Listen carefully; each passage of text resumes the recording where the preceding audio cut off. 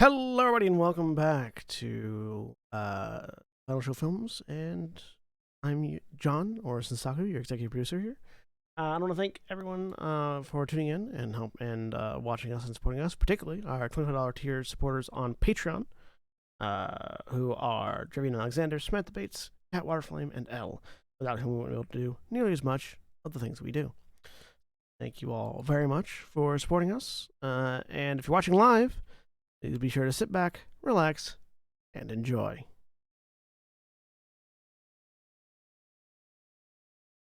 And we're live! Hello, everybody, and welcome back to Lancer, the Demon Corps.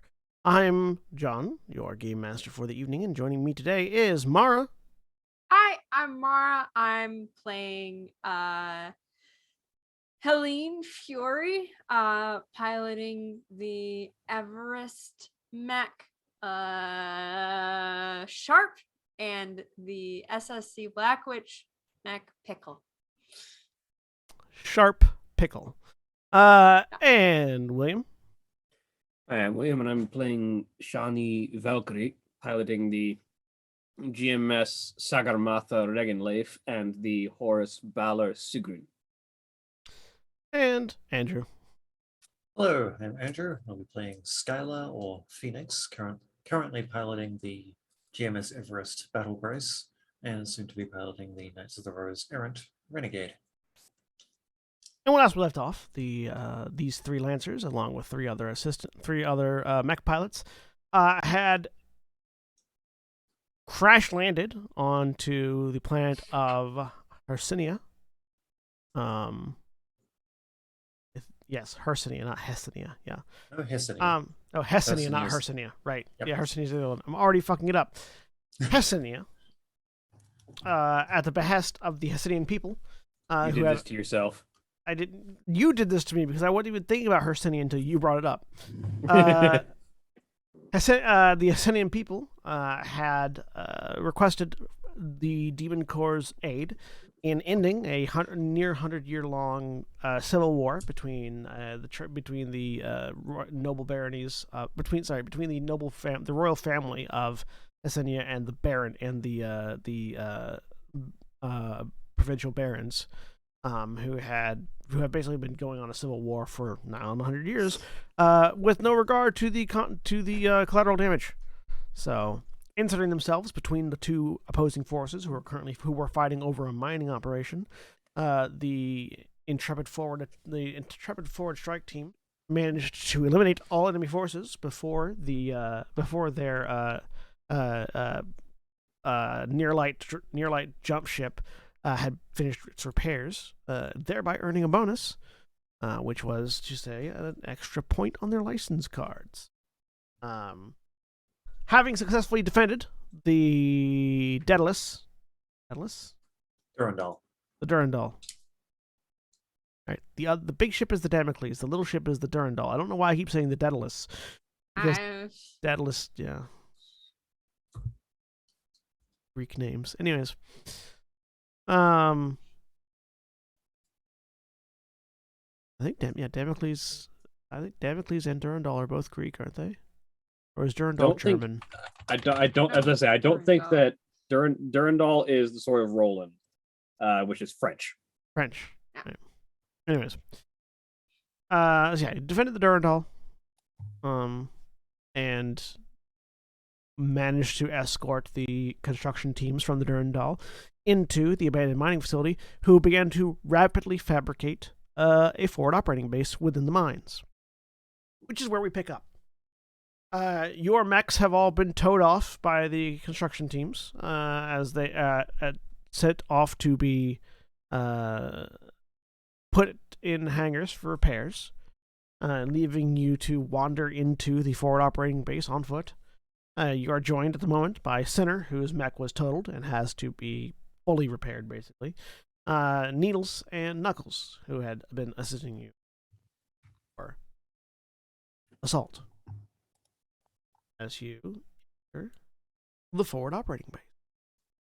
As you walk into the cave, into the caverns, you find yourselves very soon approaching what seems almost like a hive of scrap and metal that has been very rapidly fabricated into a functioning outpost. You can hear the sounds of tools continuing to operate as people are putting up, housing and repair bays and munition storage. You can also see that they're basically sort of taking every bit of space that they can in order to present a as consolidated of a force as possible.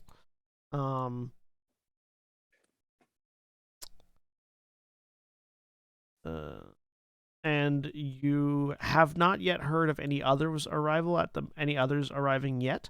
At the moment, it seems that it is only the Forward Strike team that are here operating, though you do know that the Damocles is en route. So once the Damocles gets here, presumably the next mission will begin. So you have until... Oh, wait, why did I... That's why. Hang on.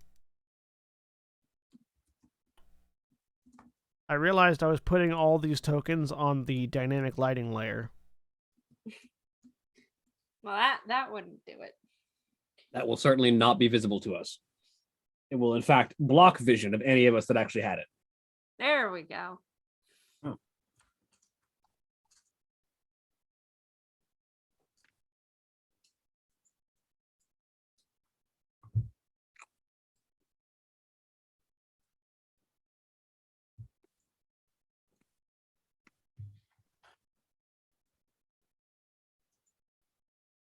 Oh, there we go. And... Boop. Oh. You find yourselves within the mining complex or operating base. At the entrance, you can hear that there's already people hard at work, moving about, dealing with the various things that need to be dealt with. Your wills are your own. What are you wanting to do as you walk towards the forward operating base? Valkyrie is probably heading directly to check on her mech and see about getting it refitted. All right, so you're sort of walking straight through. You're seeing that there are other members of the that were aboard the Durandal at the time have already begun to settle in and prepare their things. It's not the full contingent of the Demon Corps, but there are some additional Mac pilots that are here. Are any of my crew present on the Durandal? No, none of your crew are present on the Durandal yet. They're still back aboard the Damocles.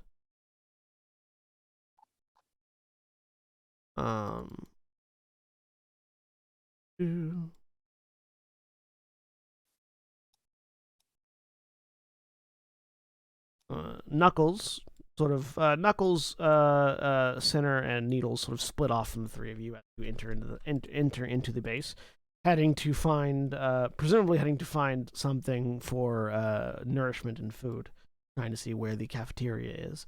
As you continue in, you can see that the Lancers have been designated on the secondary hangar bay, which is one that you find immediately once you leave the primary hangar bay that you're about to enter into, where your lances have been taken to be repaired. So Shani is heading to check on their lance. The rest of you?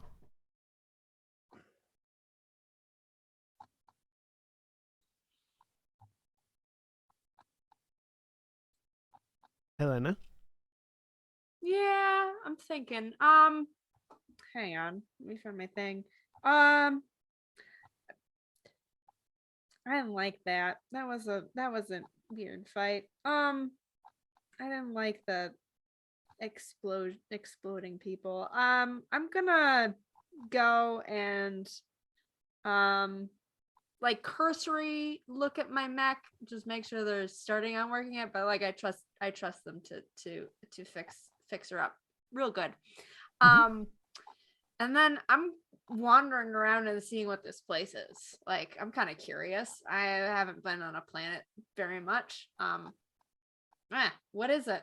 And I'm gonna grab some food along the way, just sort of snacks. All right. To walk along. You investigate the thing. Seems like it was at one point as you're moving along. One point was a mining complex, which you understood to be the case from the initial assault. Yeah. You're not 100% certain what was being mined, but you're not familiar necessarily with local minerals and what would be valuable to the local population. But yeah. it definitely seems like this place had been mined out and was most likely being sought after for more strategic significance than anything else, as far as location is concerned. It does seem to be large enough to house the Durandal and all of you, as well as an extensive complex that is in the process of being built.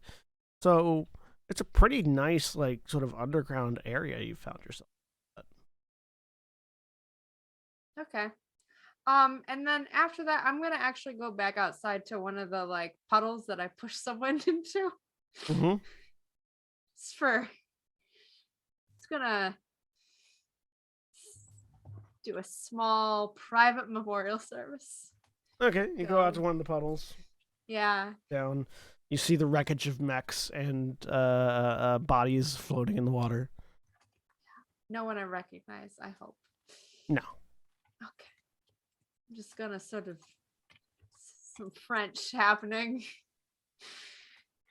Some French Some of happens. it is swearing. Some of it is religious. And then she turns and goes back. Right, Andrew? Well, for her part, Phoenix is taking it rather slow, as opposed to the hustle and bustle of Helen. She's not entirely comfortable in underground spaces, despite having at least some understanding of the strategic value of such a place. So she will just slowly meander over to the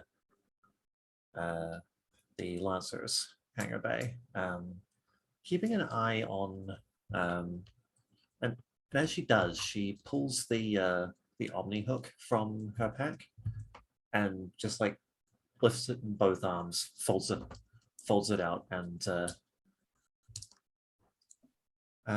is going to start keeping an eye on any local channels that she can pick up. Okay. Are you looking for anything in specific? Or is this something you're trying to do for your downtime action? Haven't thought of that. I guess just keeping an eye on whether there's any local news on civilian traffic.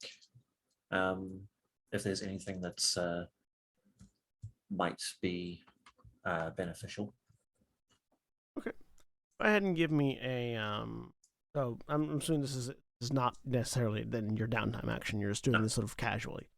Yep. So pull up comp. I mean, the general idea is that we decide which ones make sense as long as we can explain it to you. What do you think? What kind of a role do you think makes sense? I don't think I actually have any triggers that make sense here.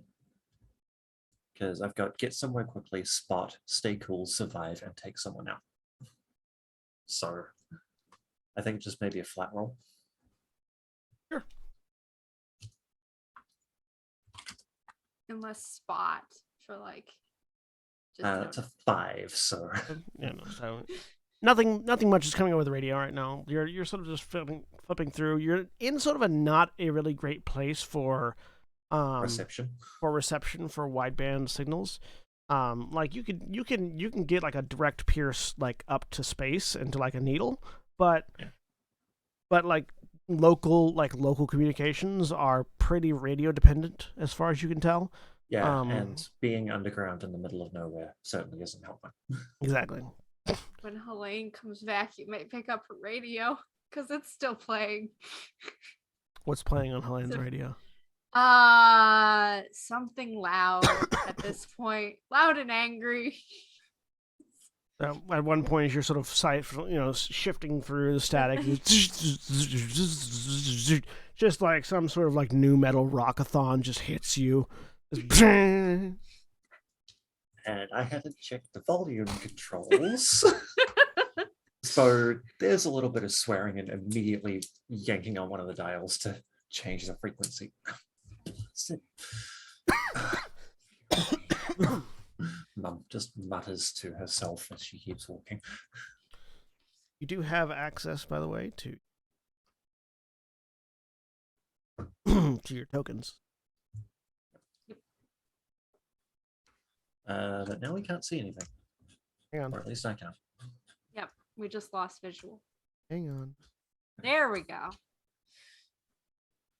I clicked away Very from Comic-Con to fancy. check Yes. back here, clicked back, and everything was gone. And indeed see Yes. and move your. So Skylar's probably about there at this point.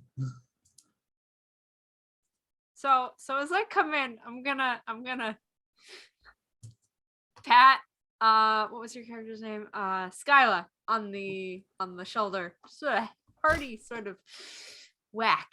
And she immediately stumbles, trying yeah, not to drop the that's- Omni hook. Yeah, that's fair. That's fair. Sorry, I forgot my own strength. Do that. Hey, Oh, ow. That hurt through the hard suit. sorry. Get bruised up out there? Oh. A little banged up in the fighting, but otherwise fine. Just wasn't expecting you to hit me like that. Oops. It's Gonna fine, don't gently worry about tap it. you on the other shoulder, just sort of even you out. It's fine. Don't worry about it. She will pack up the Omni hook to avoid further incidents. As she does, as she's speaking. Okay.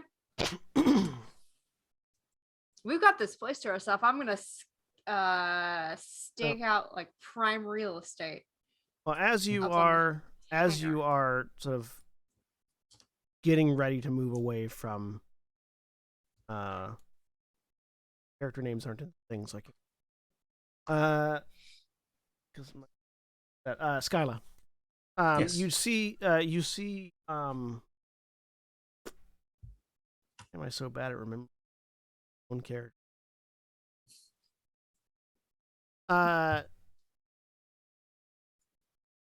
You see Haller heading your way, holding like sort of a 3 data pads, just sort of like in hand.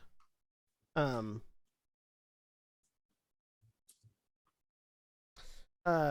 she sort of sees the 3 of you or sees the 2 of you and sort of picks up her pace a little bit. Heads straight towards Skyla and holds 1 data pad. Here. Apply your Lancer key to the data pad. It will automatically upgrade a license key. And Brilliant. Thank you. it's one out towards Helena as well. Sweet. I will take that. And you take that. So yeah, the 2 of you can apply your, can basically take whatever key it is that you use that keeps track of your Lancer license. You can apply to the data plate, and it will add that bonus reward that you receive. So Skylar detaches the silver earring in her left ear. She's got 2 in the left and 1 in the right, but only one of them is a silver one with a small rose engraving in it. And the head of the rose pops off to reveal a tiny, like a micro USB card, and she plugs that into the data pad. There is a series of rapid beeps, and then the symbol of the Knights of the something Rose. Knights of the Rose. Nope, just Knights of the Rose. Symbol of the Knights of the Rose sort of brightens onto the screen. Certification license increased, and then a list of data that you are now legally allowed to purchase appears. Brilliant. So excuse me, yes, thought so. That is incomplete. Let's do Sure. some salvaging out there. Have fun with that. I'm assuming the other one's for Shani. Oh, right, yes. Yeah, do you know where she did is? Get that to Shani. I'll go find her. Alder's just holding on to the light. I mean, you know that the last place you would have seen her heading was towards the hangar where the mechs were taken.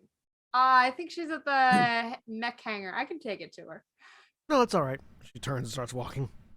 All right. Wasn't I'm gonna like actually come with. Okay.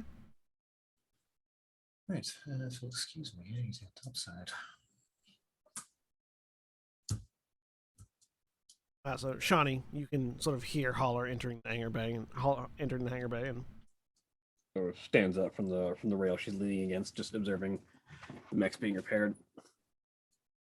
Good to see you, Holler. Valkyrie. Hey. And your data pad. Takes Insert the your pad. key. Insert your Lancer key, and it will update your license allotment. We got paid. This is dangerous considering which corp she's getting her license from, but she reaches up to the back of her neck and pulls out a data cable that just sort of slides out of her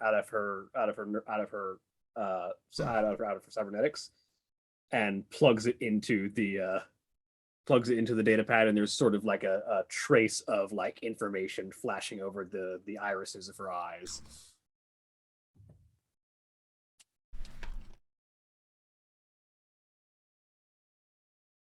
And as that bits of light sort of flicker from what you can see, Mara, you watched then as the entirety of Valkyrie's eye turns green. Both eyes. Okay. And her tattoos shift to an alternate color and pattern.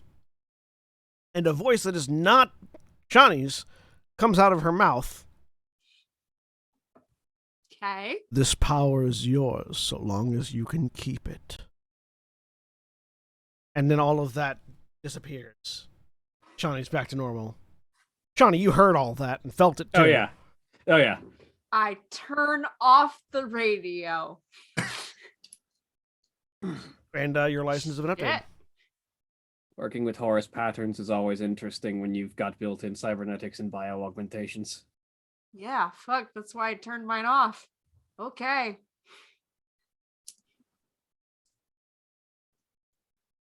Why didn't you? Because my cybernetics are how I keep track of my Lancer key without having it be possible to be stolen. All right, fair. Fair. It's much harder to steal a data jack out of my spine than out of my hand. Yeah. Holler Fair. and clears her throat.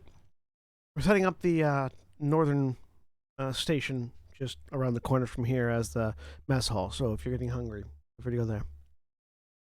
Oh yeah, they've got good stuff. I'll hold up my now mostly eaten snack. It's probably something like a Hot Pocket, to be honest. And Valkyrie will input into the mech systems the configuration for her new loadout and just let that start running and then head off to get some food. What's it look like when you put your key in, Helena? I don't know the exact mechanics of this. But it's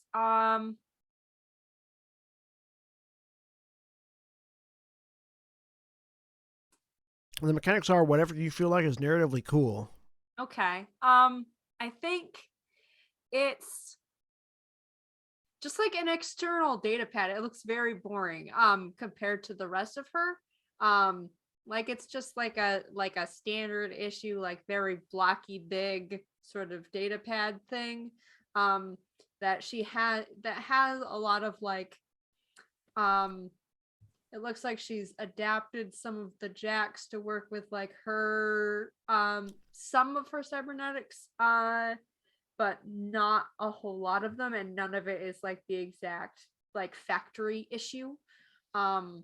And she's got to like tap it on the side a couple times to get it to boot up. It's like very flickery and like very much like someone has tinkered with it, and they aren't really good at it, but it works sort of mostly. And she gets that uploaded. The screen is cracked too. Yeah. And so through this cracked screen, you see this immaculately crafted sort of like 3D landscape that depicts this Zen garden in which everything is designed to reflect the symbol of Smishimano.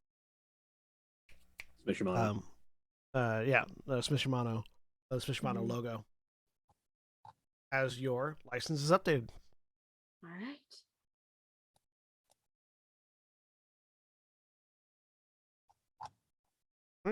Well, the three of you have new licenses. You begin to set up your new patterns for your mechs. You check in with the rest of the ground crew of the Durandal. Looks like it's going to be about a day before the Damocles is in orbit. Got a little bit of downtime. What are you wanting to do? Downtime activities. Nice. If you check in CopCon, it's in the active screen. All right. Go to your in active mode. If you end combat in active mode, start rest, you will be at your downtime screen, which is where you can do any repairs you need. This is not Like to repair. This is between encounters, not between missions, so you're not getting a full repair automatically. Yeah. Outside system. I'm good to get my structure repaired. Still setting everything up.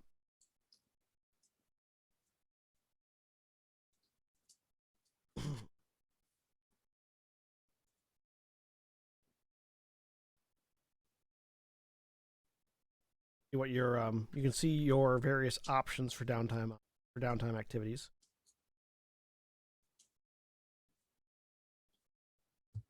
Downtime actions. Wants to do a thing.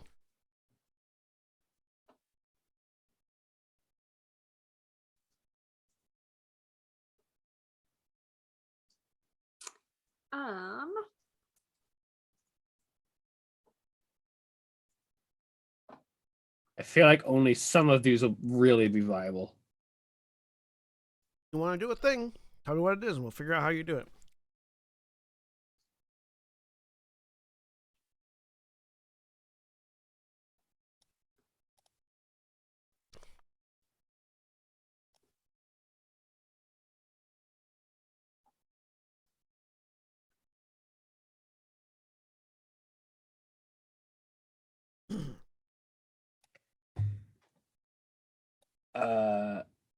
Are there enough crew members of a competitive persuasion to step into the ring? Yeah, absolutely. All you need is Knuckles.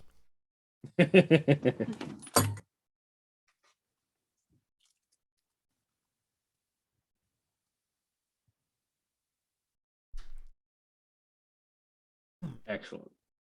That sounds like fun.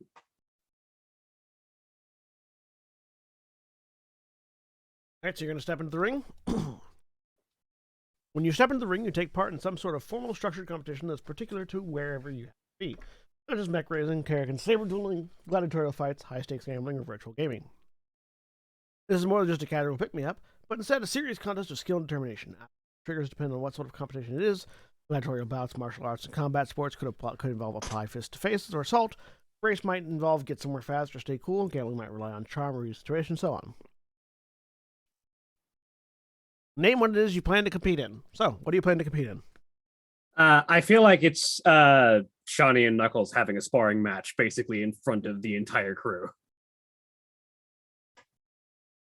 So you're wanting to do a martial arts competition, Basically, yeah. fighting competition, fight ring.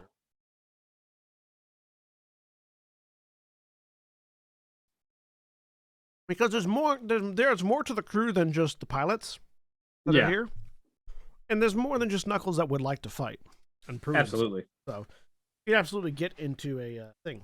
All right. So you start out with +0 in fame, which represents your renown both in and out of the ring. Your fame might increase as a result of your performance up to a maximum +6. We use the bonus skill checks that involve leveraging your reputation.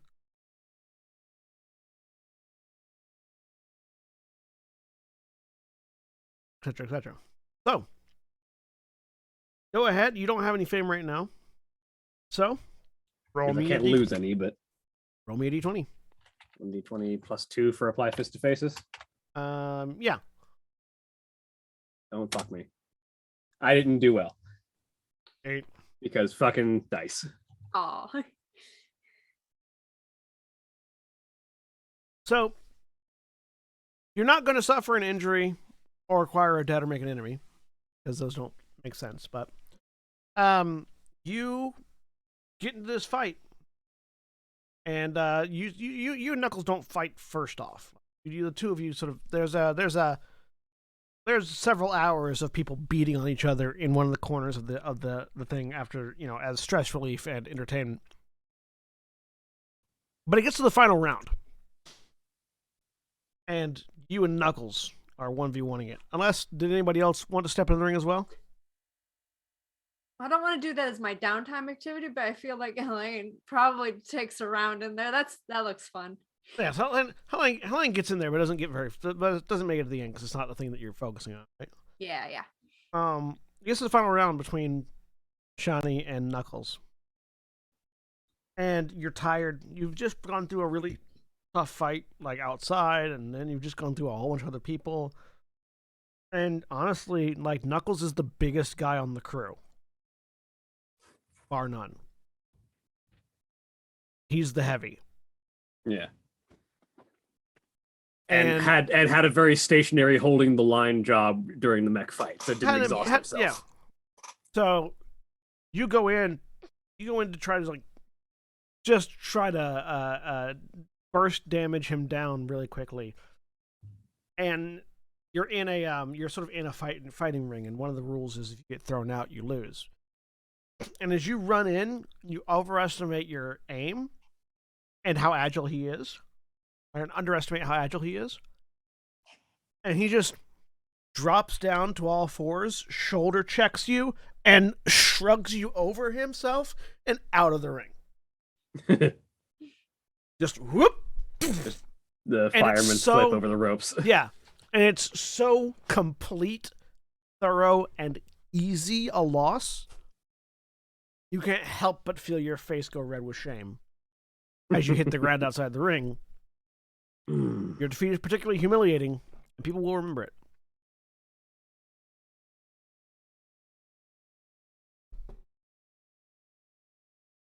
She takes a minute, laying there on the ground, just wipes sweat off her face. That's a pain in the ass.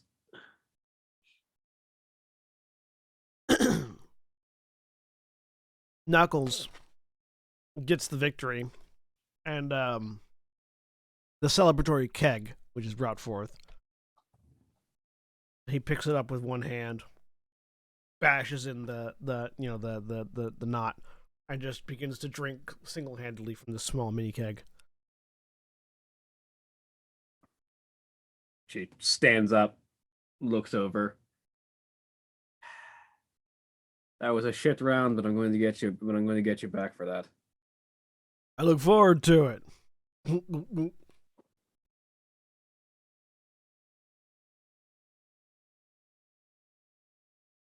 Knuckles being irrepressibly genuine as he is. Mm-hmm. So, Helena, what are you doing? I think I want to get creative. I have a stupid idea. I've Oh, got all boy. this. I've got like a radio. I can get that to work. And we ended up from the mission. My notes say we got some auto turrets, so like some drone tech kinds of things. I basically want to concoct something that can serve as a distraction at some point, possibly. I want to get some speakers in one of these things so that I can have a tiny robot that can fly and possibly broadcast sounds or something. So you can't modify the exotic Okay. gear that you have. Well, the Hessinian auto turrets, I didn't think that was exotic gear. Yeah, they It are. is. Oh, okay. Never mind. Yes, and the auto are exotic gear. Okay. But you can make something similar if you wanted. Yeah. Basically, just cobble something together. I So don't. you're, It might not work, but I want to so try. you're wanting to create like a noisemaker drone kind of thing. Okay. Uh-huh.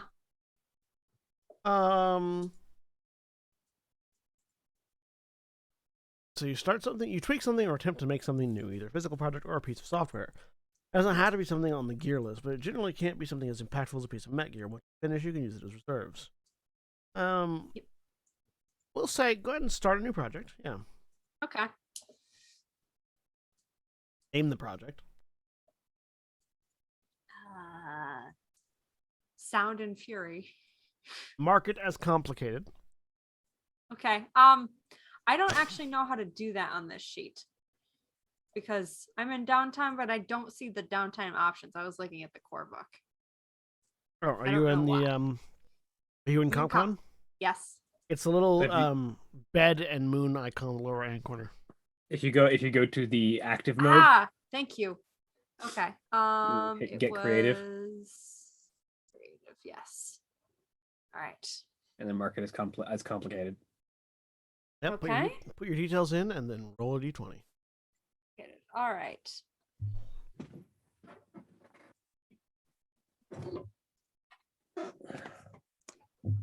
Here we go. D20.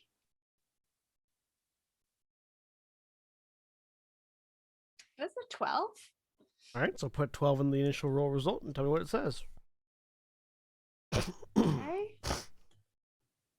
You can make progress on your project, but can't finish it. You can finish it next time you have downtime without a roll if you get some things before then. I have to add 2 requirements, either quality materials, specific knowledge or techniques, specialized tools, or a good workspace. Do I decide those or do you? Yeah, you decide those. Okay. I think specific knowledge or techniques would be fun. Okay. And I'm gonna say a good workspace. I feel like we don't have that here really. I'm just Yeah, this workspace isn't ready yet. It's a forward operating base. Yep. All right. I have So- added project. When you gain some specific knowledge or techniques, Yep. and a good workspace, you can get creative again and complete the project. Perfect. Okay. Got to get those first. So yeah, as she's tinkering around on this thing, it does not look like much right now.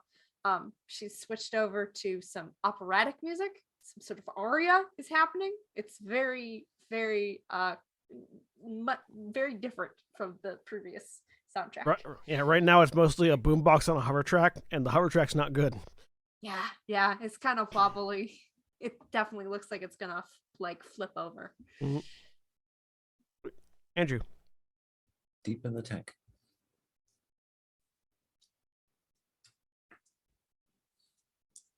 Do you have any sort of a narrative objective? We can suggest options.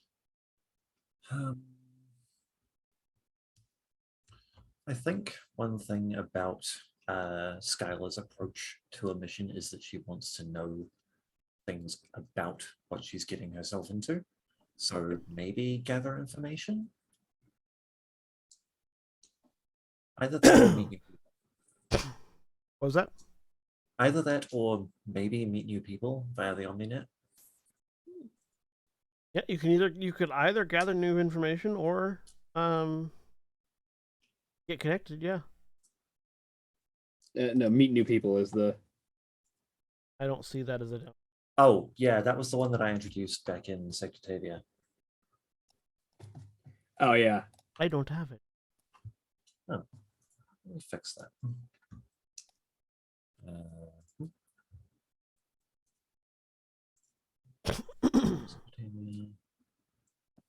I've put the LCP in Slack. It is not much right now. It's literally just the downtime action and the automated turret template.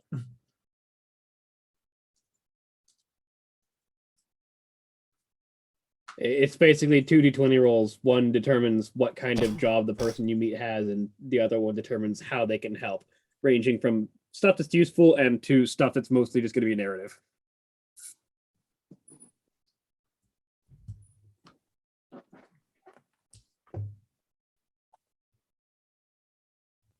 Install.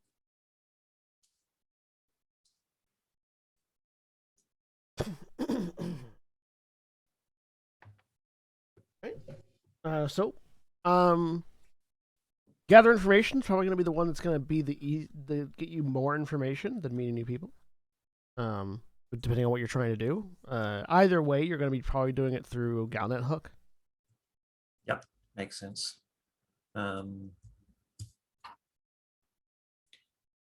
Yeah, we'll go with gather information. Specifically looking for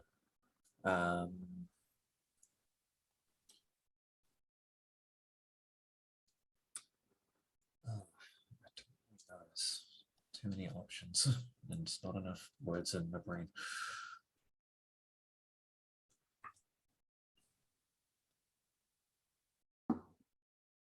Looking for activity from the two parties, like recent troop movements or anything like that. That could work. Or if there's been any reaction to the to Operation Doorkicker.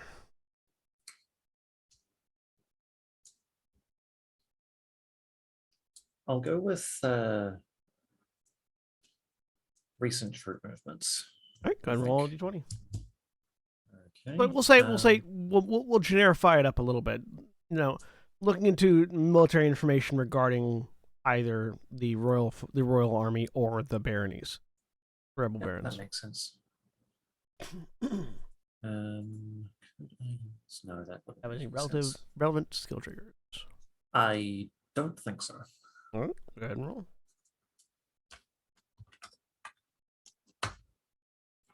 That one, that's exciting. Does the system have critical failures? No, it doesn't.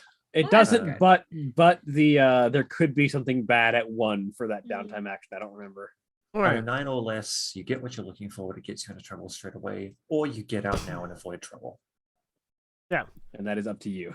I'm going to say get out now and avoid trouble, because it could lead to another 3-sided fight at this base, which, as both parties pick up on what is not obvious to Skylar, but it is to literally everyone else, her attempts to dig into like military news and results of recent events in both campaigns, both of their media networks, essentially. Yeah, you do discover that the propaganda engines are going strong on both sides, which means you would have to push further than you're comfortable pushing to get any real information, and all you've really got is that each side is convinced of their victory within the next few days or months or weeks or whatever, depending on which Galnet site you go to. Basically, yeah. But not. This war's been going on for 100 years, this war's been going on for 100 years, and every year in those 100 years, it's been, we're gonna win in the next few months. Why do you think the people are tired of it? I mean that, and Yeah. their country being trampled under mech foot.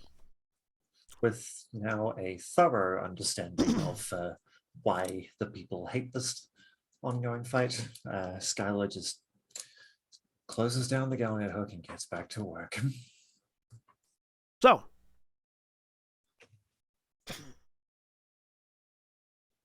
over the course of the evening, as you all have been working,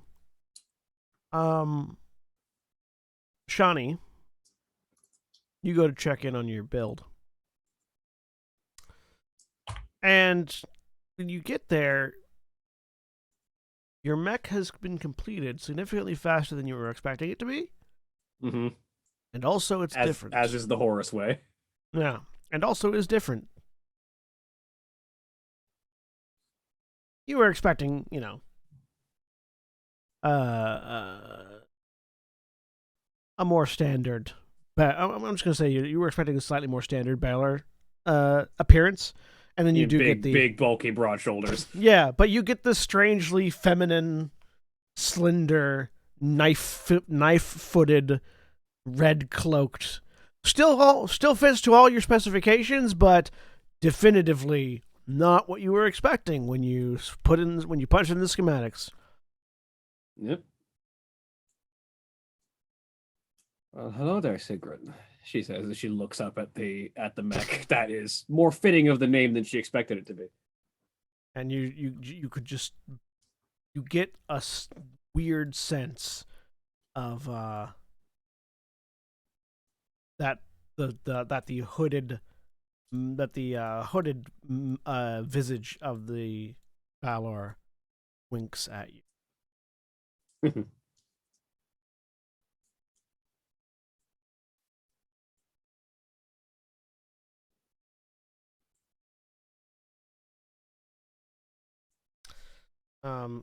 Everyone else's mechs print out, as expected. The Balor is the only one that's a little weird. As is the way for Horus. Yeah, you do see, as expected, the weird lemon and lime flavored black witch that Fury has conjured. Yep.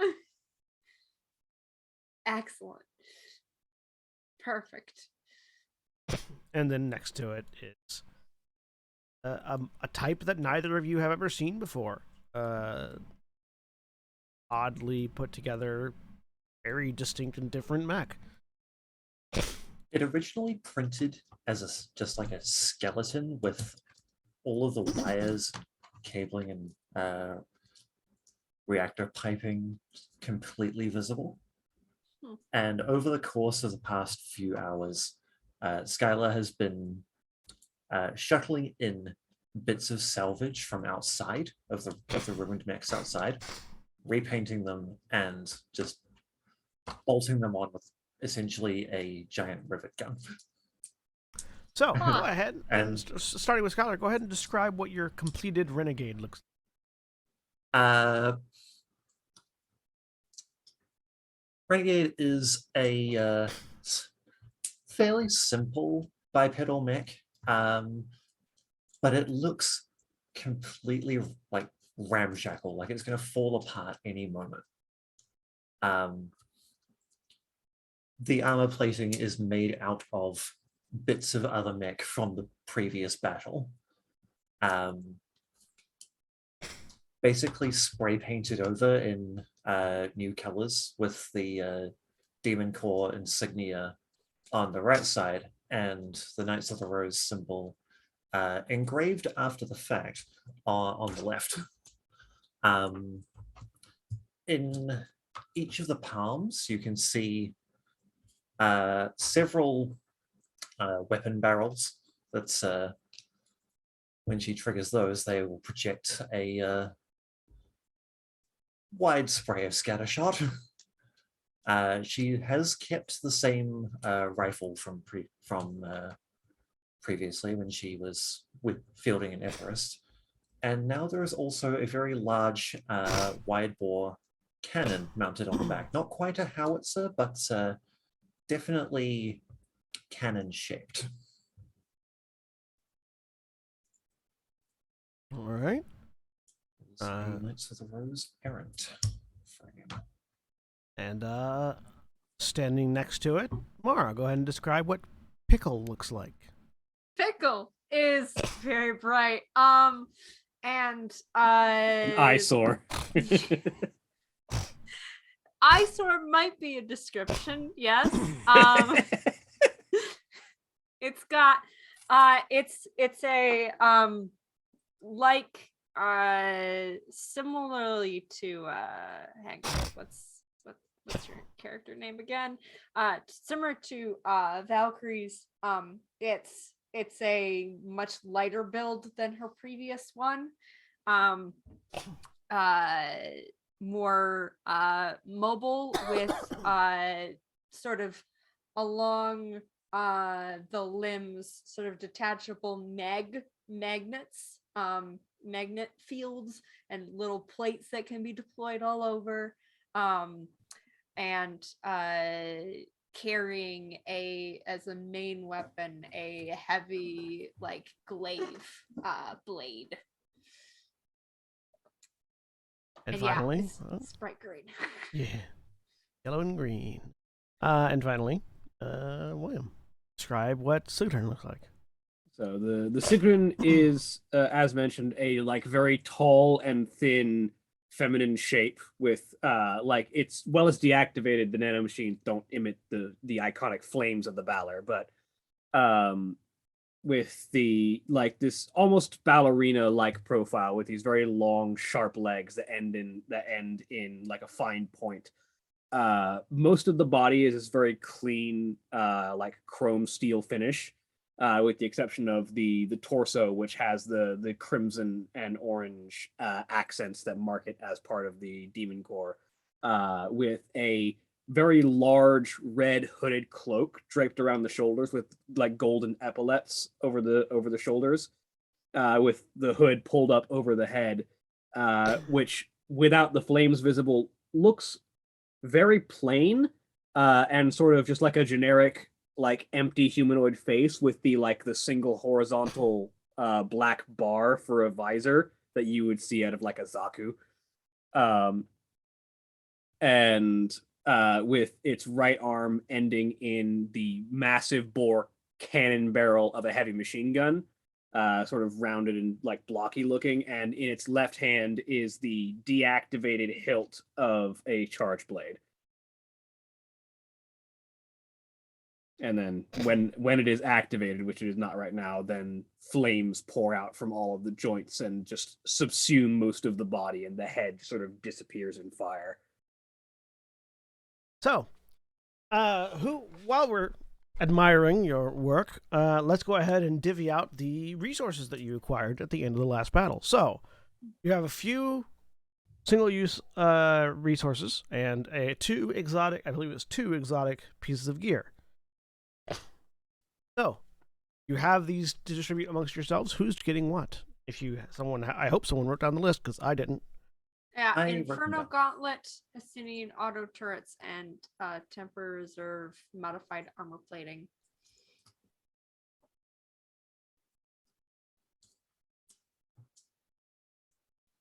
What do those things do?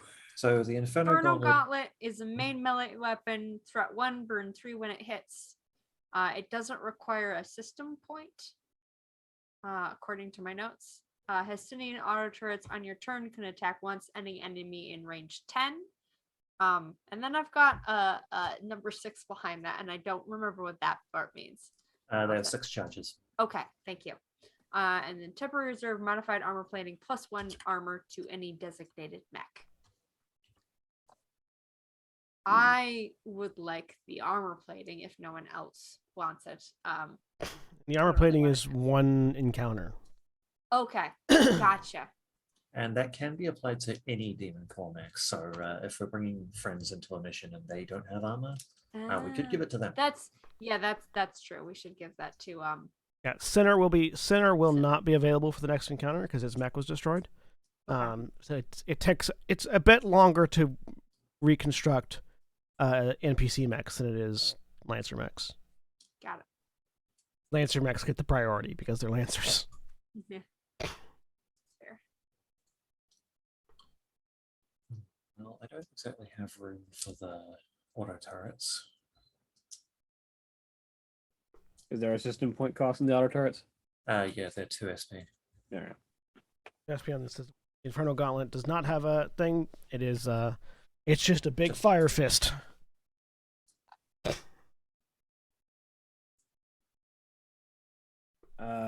The only one of those that I could take is the Inferno Gauntlets. All yours, I guess. I don't really have need for either of these. You can also give the Inferno Gauntlet to an NPC if you wanted. Yeah. True.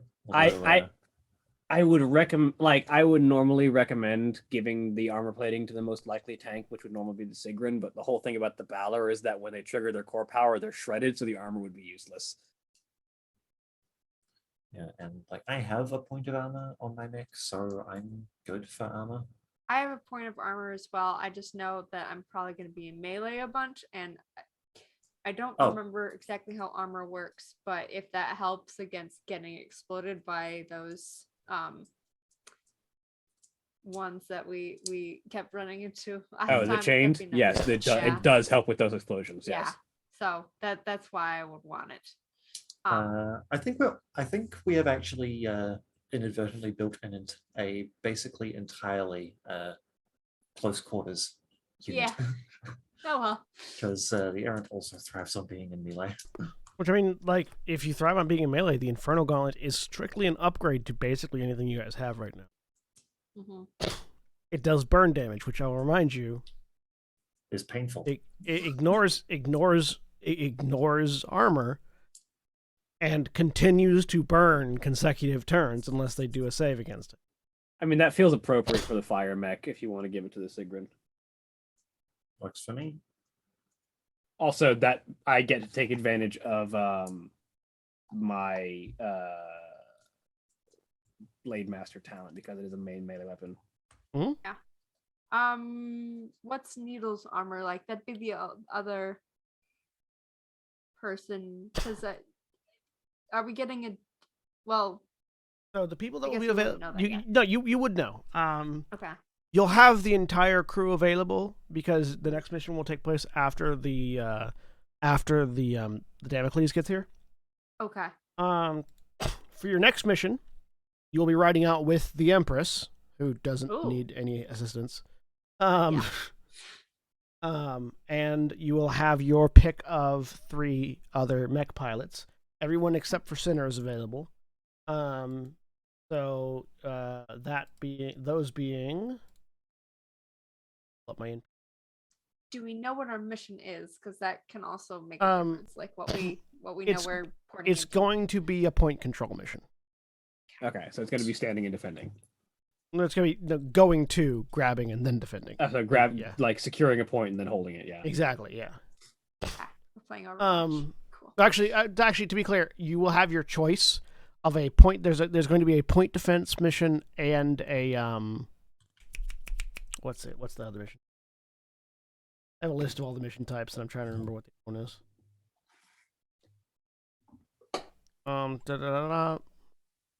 Because remember, you're fighting on 2 fronts, so there's going to be options. Yeah.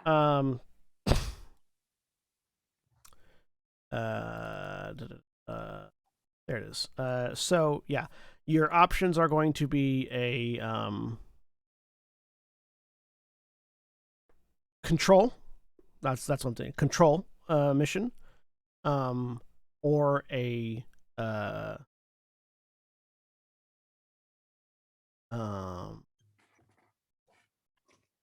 a control mission or a demolition mission. Those are going to be your 2 options. Yeah, it was demolition. What was that? What's the details on demolition missions?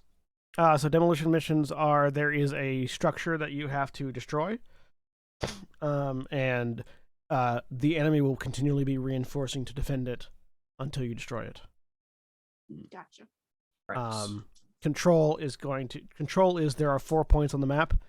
You have to have a mech in it and not have an enemy mech in it to score points at the end of every round. And when you get 6 points, you win. My vote's for the control one. Personally. And you don't have to. You're not going to get any narrative details on these two until the Empress arrives. But those are going to be the basic formats of what you're looking at. Right. So, with that being said, your options for allies are going to be Halleck, which is definitely not how you say that name, but which is a witch. Fiend, who's a berserker. Icepelt, who's an Aegis. Stoneborn, who's a scout. Firegaze 1, who is a scourer. Ironstorm, who's a hornet. Needles, who's an archer. Izanami, who's a ronin. Frostclaw, who's a vector. Ironfang, who's a gladiator. Windrazor, who's an ace. Hauler, who's a support. Diablo, who's a reaver. Deadeye, who's an operator. Knuckles, who's a Goliath. Embersoul, who's an assault. And Embersoul, who's an assault. Those are going to be your crew to pick from, or your other three.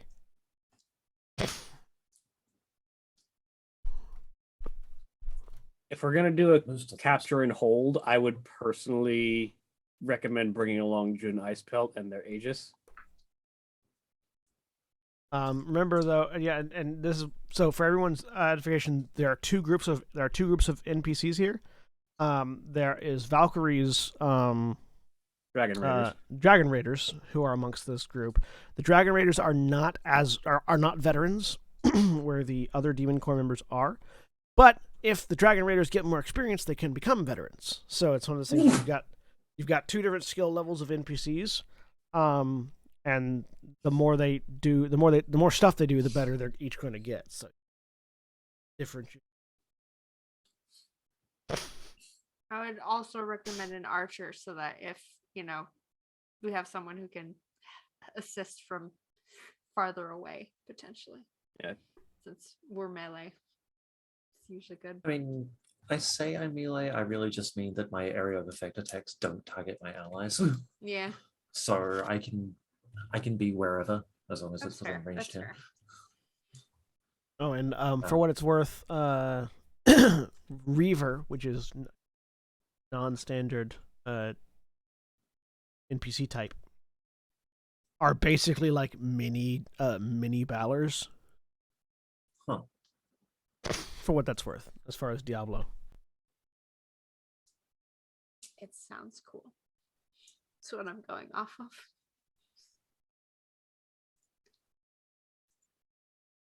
Was a scourer. That was the one that sounded cool.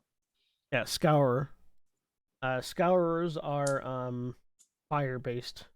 They have energy. They have thermal lances. Cool. Yeah, I can go through the stuff. Izanami, who's a Ronin, has really high damage melee attacks. And mobility. Vectors vectors are sniper rifles. I say no, are sniper rifles. They hit things in lines. Aces are mobility flyers. I think mobility is probably going to be important if we've got a few points to clear. Reavers are tanks. Reavers are like big damage tanks that can survive a lot. Operators are teleporters and flankers and crowd control. Goliaths are big. You've seen Knuckles. Also there's also Scale Warden, who's a Valkyrie, which is another mobility fighter. Scouts are support units. Scouts and Aegis are both support units, who can benefit you, from whom you can gain various benefits. Yeah, I would say I don't know what William, the one you suggested, is, but if we're going on the control, the question is if we're going to try and hold the points or if we want our NPCs to be able to hold the points, because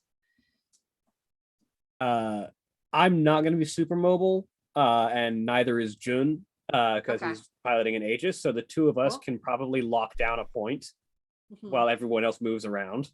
I would say then maybe a was it Reaver that was like basically we want a tank on another one and then a mobile person to round out our 3 NPCs we get. So good Bring an operator combinations. for Of, mobility. Suggestion. good combinations of mobility and tanking. Yeah, Reaver and Ronin. Yeah. Those are a very good combo for mobility and tanking ability. If you want someone that has ranged options, then you might want Frostclaw, who's a vector, or yeah, a vector or a or Floki, who's the ace. Windraiser, who's the ace, yeah. Or Deadeye with his operator, because Deadeye can teleport basically. Yeah. I'm on board for the operator. And an assault, like Ember Soul's assault is like assaults are always are generally good all around.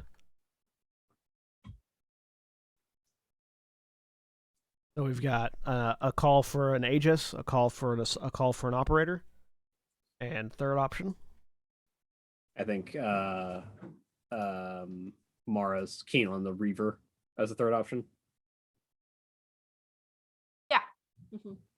All right, so that would be Diablo, Diablo, Ice Pelt, and Deadeye. Okay. So that's if you're going with the control. So well, with that knowledge, then Diablo piloting a Reaver, Deadeye piloting operator, and Does the Ice Reaver Pelt have piloting health Aegis. regeneration like a Balor, or does it just have armor?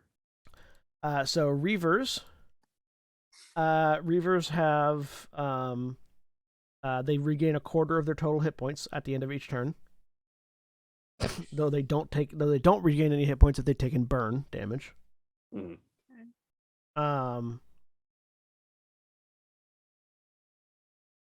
They have a displacement lash, and Diablo also has cannibalize, which allows him to steal a repair from any character that's nearby. From a character that's nearby. Nice. I would recommend in that particular case giving the extra armor plating to the operator because it's only got 10 hit points and no armor. Yeah, Fair. the Reaver also has no armor, but Diablo has immunity to burn, so Might be helpful. his Legion body ability will basically never be turned off because he is immune to burn. So I think Diablo can regenerate itself pretty well, so it doesn't need to worry about the armor as much. Whereas the operator will definitely want that armor. Yeah, and the Ice Pelt's Aegis has Has armor, two two armor. armor. So, yeah, if you want to give the temporary armor to Deadeye, Deadeye will not shrug that away. Let's see, I add armor to. I just have to do that myself. Probably do that. Yeah. Oh, I'll just have to remember that you've given him extra armor. Someone make a note. Actually, no, I can do it right here. NPC notes. Ha ha ha. +1. Yes. All right. So, is there anything you'd like to do before the end of the day, before the Durandal arrives, or before the Damocles arrives?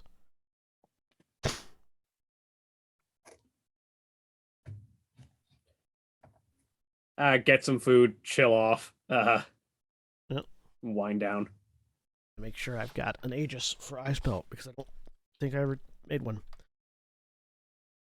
All right. So, get food. The food is meh. It's standard food at the moment. You can talk to any of the NPCs that are there if anyone wants to strike up a conversation with someone. The crew will be arriving later tonight. Is Fiend here, or is he still on the Fiend? Yeah, no, Fiend's on the Damocles still. Yeah. The people that are here right now are Kaliak and Deadeye are here. Knuckles, Sinner, Needles, all are than the crew of the Durandal.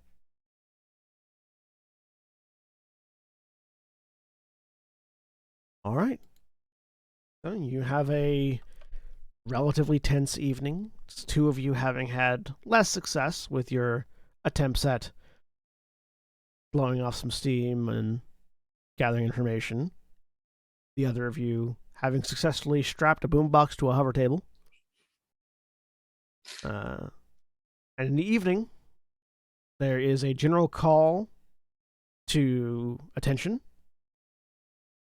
as you hear the displacement of air caused by the Damocles coming into orbit, followed very shortly by the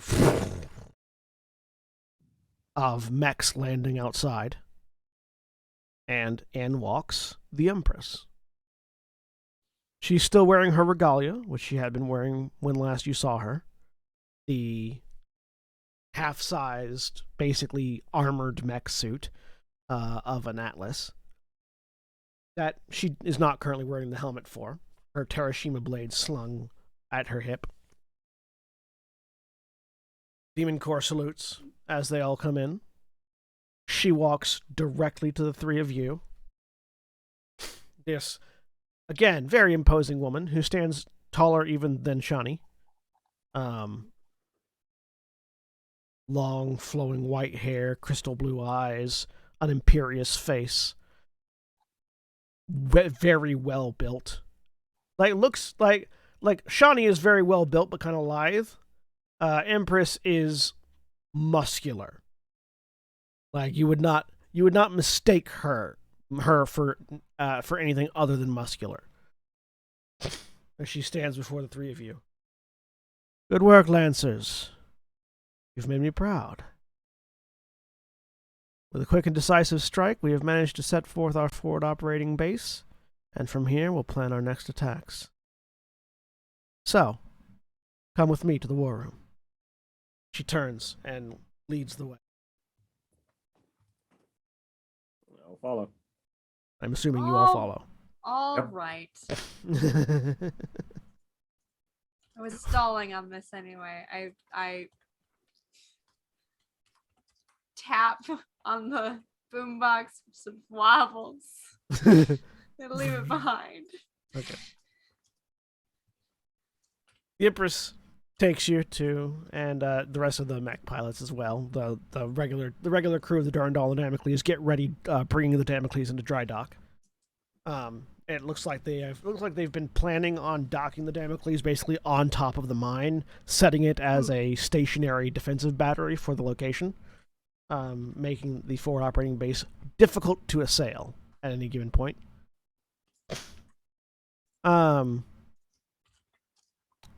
You find yourselves standing around a large rectangular mission table that has holographic overlays sort of currently pulled up.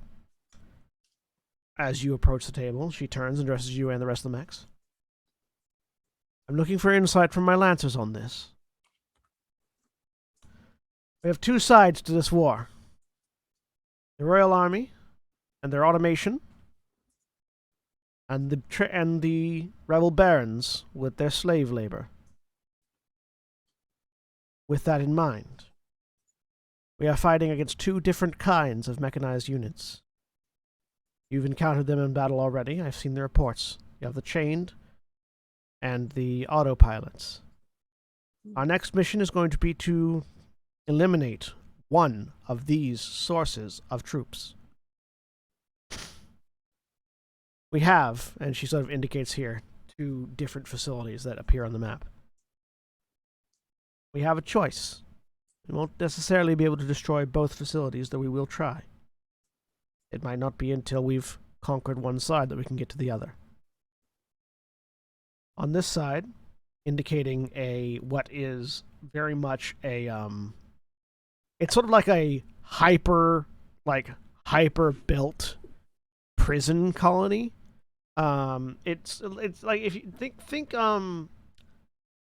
you know, in the Marvel universe, how they've got the Raft as this, massive complex sitting over an ocean, like sitting outside, sitting in like the New York City Bay or whatever, where they house all the worst supervillains of like in this supermax facility that's constantly getting broken out of. That, but over a canyon. There is this massive vertical structure that extends down into a cleft in the ground and up into a several-story high pillar. This is the prison facility that the rebel baronies use to manufacture their chained mechs. This is where they conscript their pilots and fashion the explosives. This is a facility that very much deserves to be wiped out. She indicates the facility itself. However, it will be dangerous. We'll have to take control and hold control of several points within the facility proper in order to permanently eliminate their ability to operate. We'll be setting free their conscripts, presumably allowing them to either escape wherever they need to or join our forces if they so desire. We have the ability to equip them. And once all of their conscripts are free, we'll be eliminating the building. For my Lancers, in this particular case, if we choose this objective, you will be holding the point and evacuating, while I prepare the destruction. Conversely, she indicates to a different one, and this one you see a much more utilitarian, urbane, modern facility. Massive amounts of automation going on in the details of this objective. Clean-cut white walls, constantly being fed with resources, and also constantly outputting more and more autopilots. On this side, we have a manufactorum that the Royal Army is using to manufacture their autopilots. It is a destination glutted with resources that would make our fight easier by allowing us to repair more often, allowing us to maintain our supply lines, and allowing us to replenish our troops with automated forces. We would be able to, if we were able to destroy the primary the primary NHP housing that runs the facility, we would be able to take it over ourselves and automate the process to our own ends. This would eliminate a large bulk of the Royal Army's forces and greatly enhance our own. This would be a much quicker and decisive fight. We would simply have to destroy the NHP to render the facility mostly defenseless. What are your thoughts, Lancers? Valkyrie clears her throat. From my perspective, Empress, while the autopilots of the Royal Guard are dangerous, they're not even on par with our own troops. Meanwhile, the chained are a humanitarian crisis. Their sheer existence is an abomination and torture towards the prisoners that are being held there, many of whom are likely not guilty of any crime other than standing against the baronies. Their free will taken, themselves shackled to explosive devices and advanced machinery. Freeing them would be not only a win for debilitating the baronies' armies, but also showing that we are here to protect the people.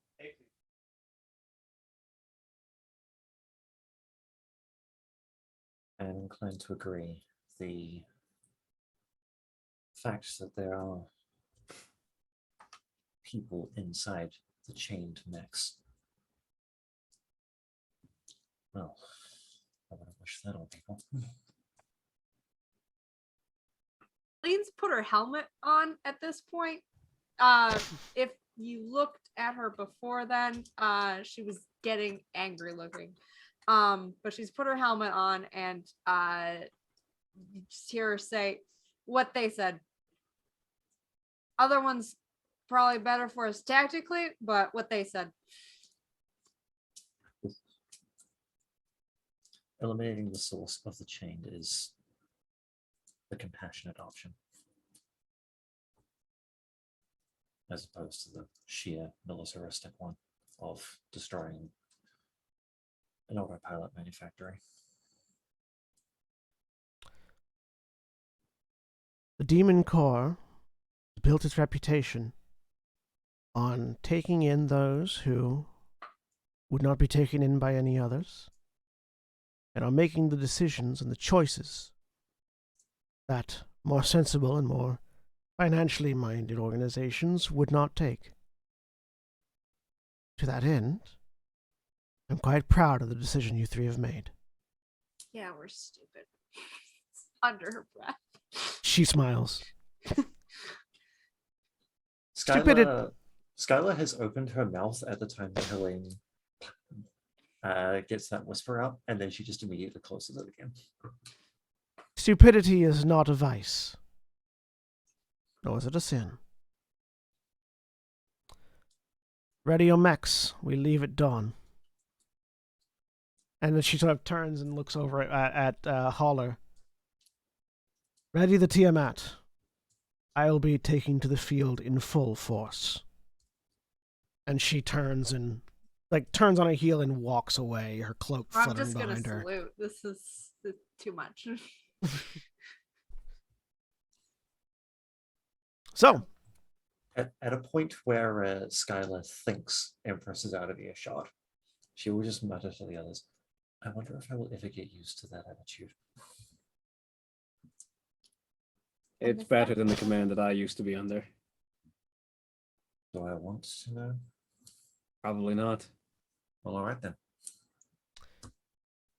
Let's So as just you're- say we're vat-grown soldiers. They don't exactly have a lot of compassion for us. I see. as you are all preparing your mechs, you are able to see, because the one of the larger platforms for mech construction has been sort of opened up to the immediate dropping of mechs from the Damocles. You watch as the Tiamat is prepared, and I think Valkyrie is the only one who's ever seen it before in action. The Tiamat was the mech that the Empress piloted when they sort of came to Umbra Draconis. Mhm. You watch as a massive mech of size 3, I think the Tiamat is. Let me double check here. Is that the Barbarossa with a scythe? Yes. Yeah, Yes, size it's 3. Size 3. Yeah, so you watch as this size 3 mech that looks, for all intents and purposes, like a humanoid bipedal dragon with 6 wings and a massive beam scythe is being fitted. I will put the Tiamat on the map. See any of you that.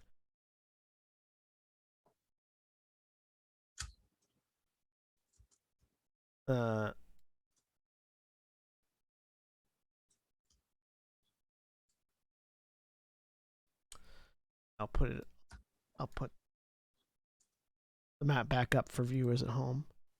They can also see Tiamat. It's being fitted over here.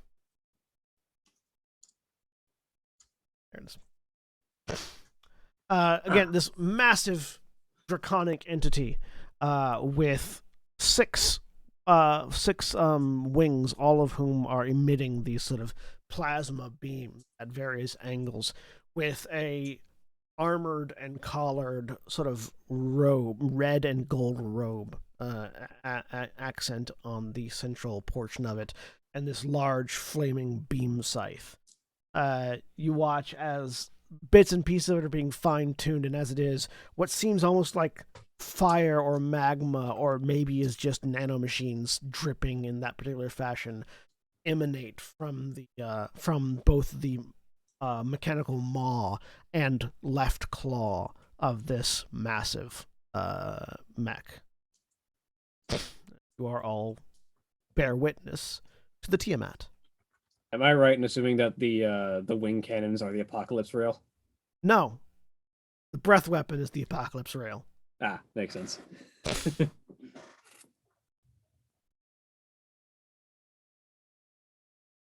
Yeah, no. When it fires the apocalypse rail, it latches itself to the ground with its tail and anchors itself in place with the wings, which act as a defensive barrier, and charges in its maw this magma-like energy. Good old Godzilla beam. Yeah. It's the kaiju mech. So, final preparations. You're giving the armor to Deadeye. That sounds right.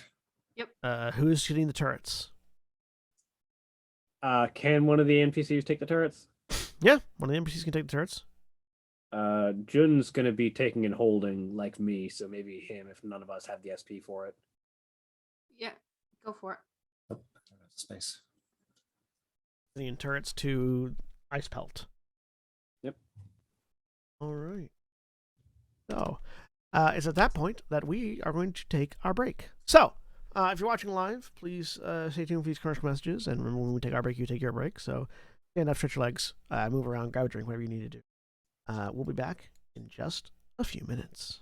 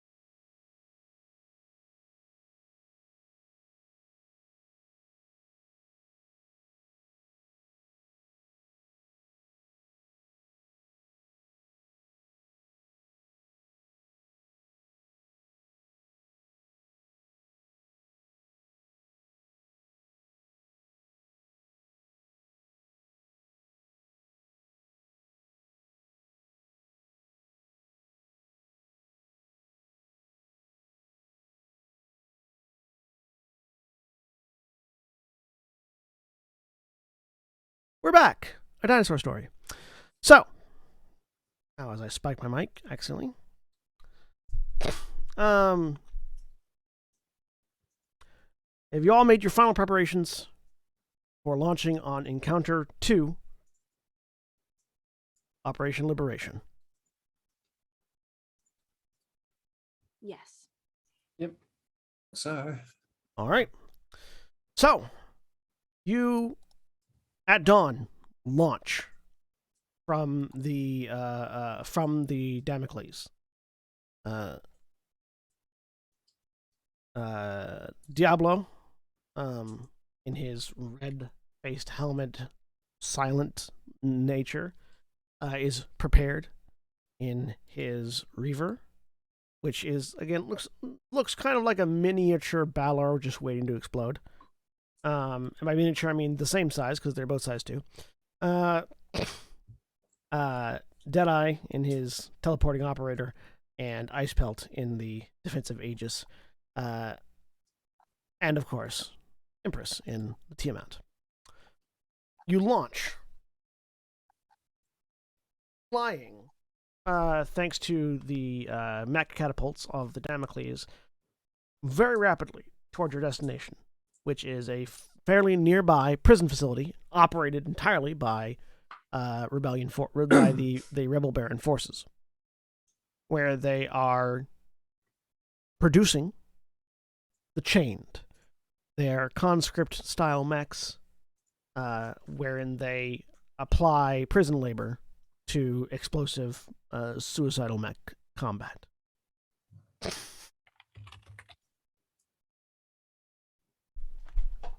You land on the outskirts of the prison facility and very quickly and violently insert into the heart of the facility, punching your way through the outer wall with the assistance of the Tiamat to get into the central control area of the prison facility.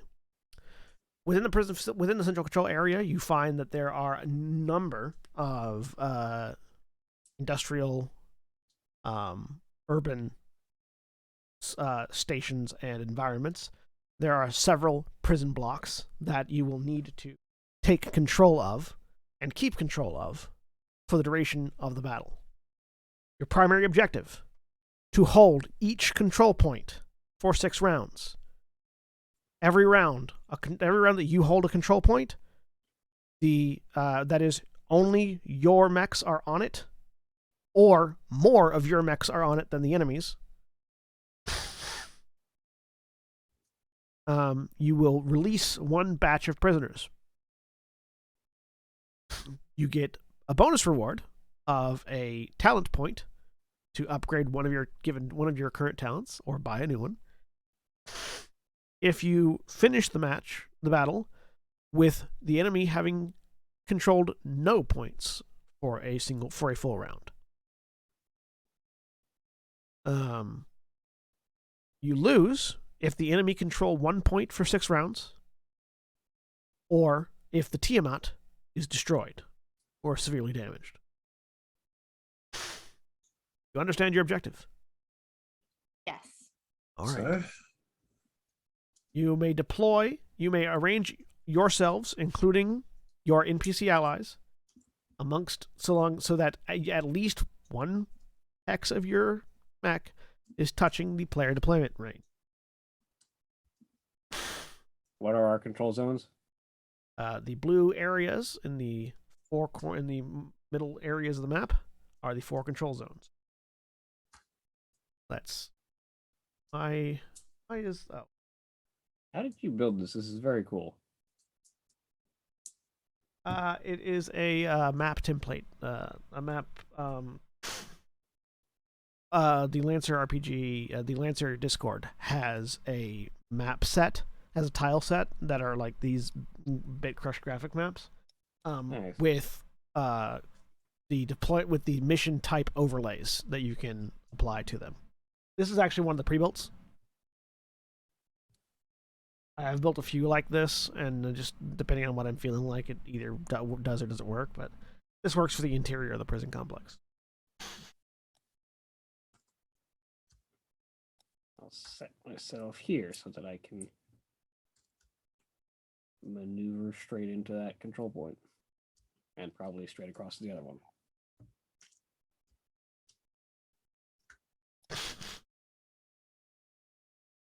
So if you'd like to move the NPCs to a specific location, I can move them. So just let me know. I think Diablo's probably good where he is. Aegis.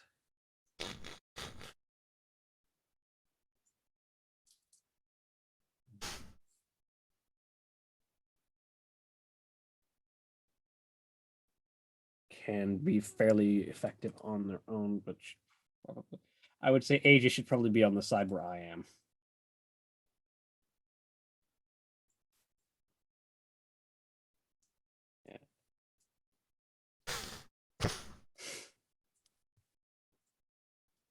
Especially because it moves slowly and it's going to need to back me up. I've got a decent move speed, so Got a speed of 5. same. So Tiamat will stay at the edge of the map, wherever you want her to be. Dead Center is probably good. There's a Yeah. lot of cover there. decent cover and probably has a clear line on the entire map from her current vantage point. Yep, and for the height legend is in the upper right hand corner if you didn't see it. Green obstacles are size 1/2 or size half. Pink objects are size 1. Blue objects are size 2. Yeah, orange objects are size 3, and teal objects are size 4. And you can step over any terrain that is a size smaller than you, yeah? Yeah, any terrain that is smaller than you can step over. If it's the same size as you can't.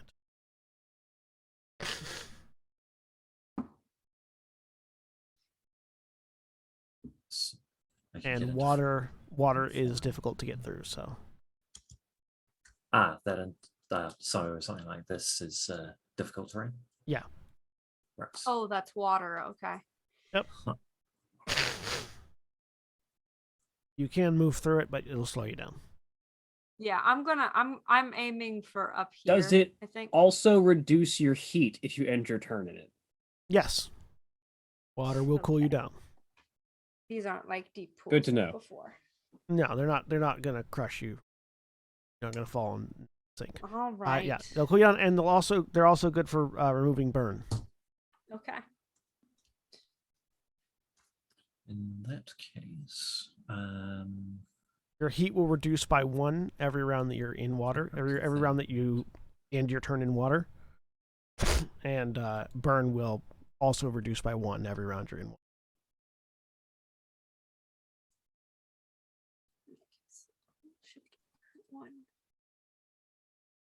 You said things what size we can go over? Anything smaller You than can go over over. anything smaller than you. So Okay, cool. for you as a size 1, anything that's size half, you can walk over. Yeah. Cool. there ought to be fine for me.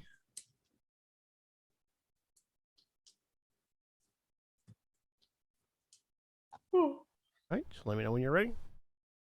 I'm ready. We'll have because of the immediacy of your entry, the enemy reinforcements will happen on the NPC turns, like basically on once NPC turns begin after this round. You'll have this first round of maneuver, and then the enemies will start popping in. Awesome. All right, so PC.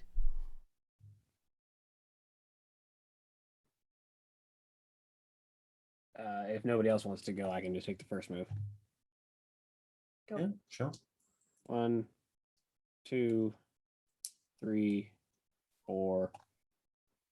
Boost 1, 2. You know what? We're gonna get closer. 3. We're gonna stay there and not step out of the control zone entirely yet. NPC turn.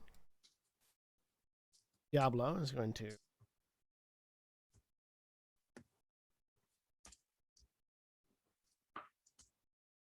three, boost. 1.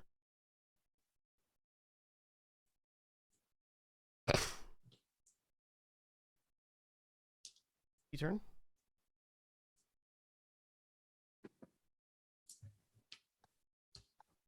Oh, Andrew, I'm still remembering how my sheet works. All right. 1, 2, 3, 4. Can't keep moving. Boost.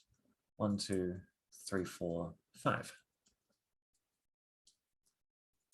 No, not going to do anything else, I think.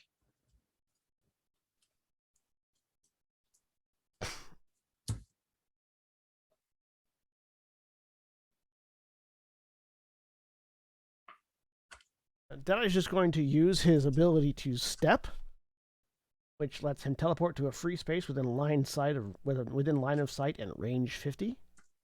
All right then. That's a quick action. Oh, 1, 2, 3, 4, 5, 6, 7, 8, 9, 10. So he bamfs over to here. And that was his quick action. 5.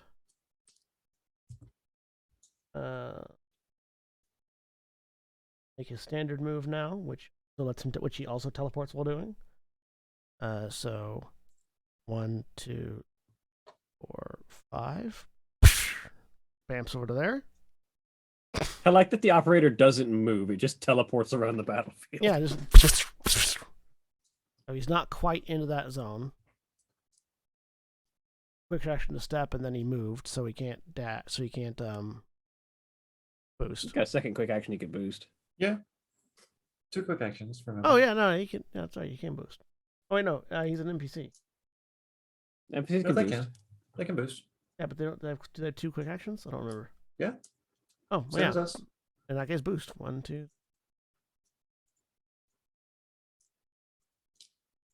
Oh, he's against the wall.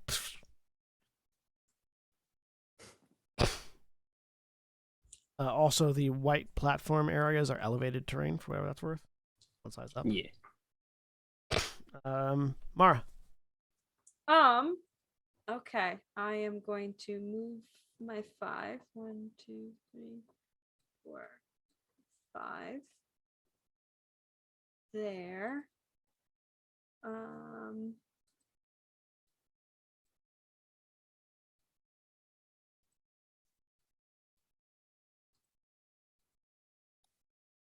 Going to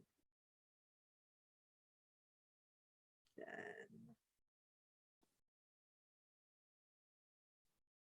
let's see.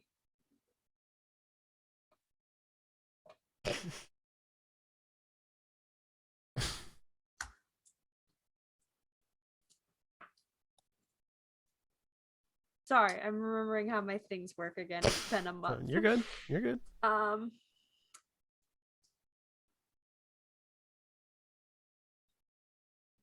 Also new mech. Who this?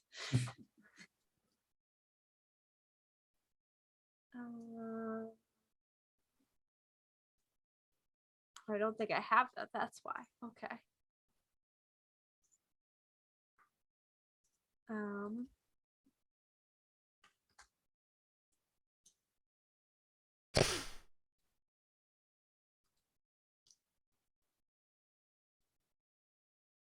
Yeah, for some reason my brain is like, you can fly or something, can't you? But I don't think so. I've got Unless you've got jump jets or something like that. I've got jump jets. Okay. Yeah, jump jets let you fly as long as you land. Okay. Where's boosting again? Where is that information? I It's a don't quick know. action. That is just a quick action that Thank lets you you. move up to your speed. Boost. Yep, I'm gonna boost. And keep specifically, moving. jump jets let you fly when you boost. They technically don't let you fly 3. when you're not doing your normal movement. Yeah. 5. All right. I boost. I get up to there. This is my quick action.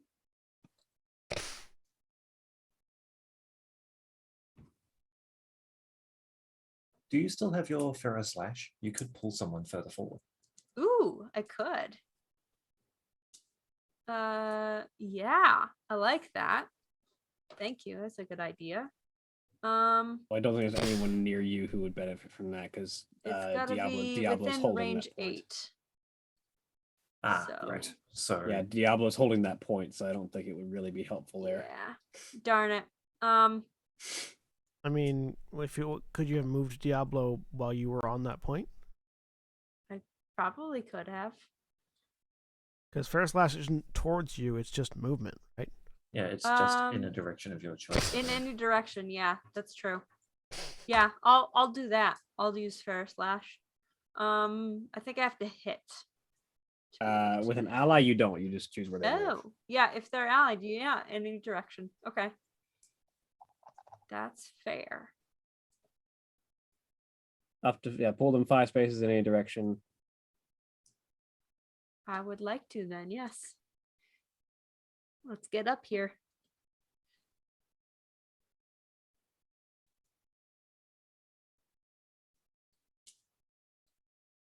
So I'll do that as my other quick action. And then I'm good. Technically speaking, you could plant Diablo on the other control point if you wanted to. Ooh, yes.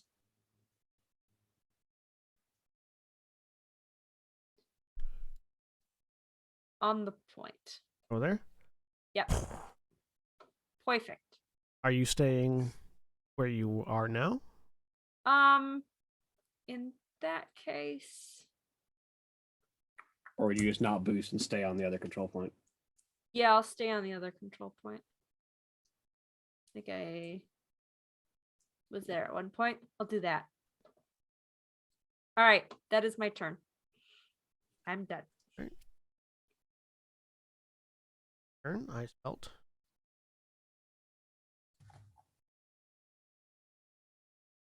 Fast as I. Sorry, I'm building it. I'm building an enemy. And Aegis has a speed of 3.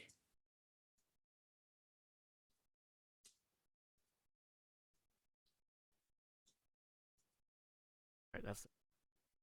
So enemies.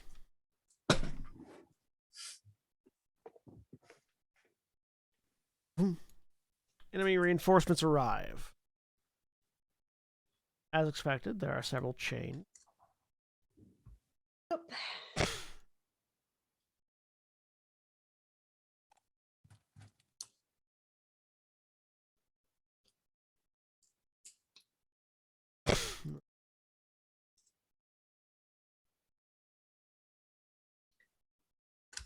Several, he says, putting 12 of them on the board. They all only have 1 hit point each. I know. Yeah, Yeah, they're but they- basically cannon fodder as far as the Valor is concerned, considering they just automatically take damage when they get close to me. They are accompanied by a trooper each.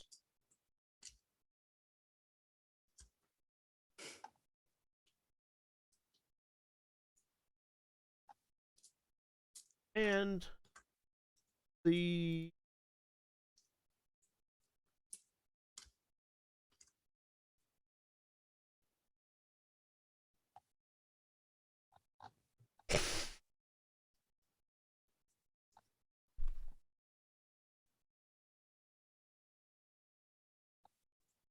If I recall correctly, the chained explode for a d6 of damage when they die. I think so. Yeah. Which hopefully won't be an issue for the Balor's regenerating health. Shouldn't be. Especially because this entire battlefield is going to be on this scene, so no reason not to use my core power.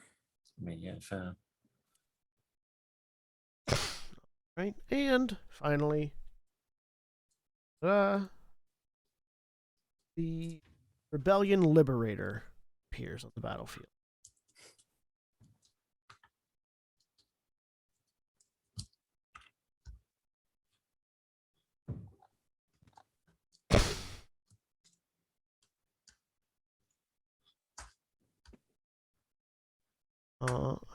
I'm discovering that they do not have mini for this. Oh boy. I'm going to have to grab a custom mini.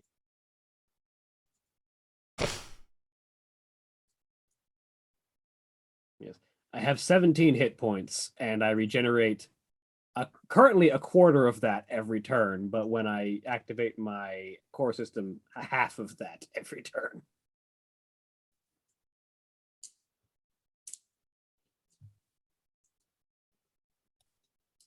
Okay, yeah, so standard you regenerate like 5 Yeah. when the core is active. You basically 9 on core, so You always round up with Lancer? yeah, always round up. Yeah, so yeah, I regenerate 5 baseline and 9 with the core power active every turn.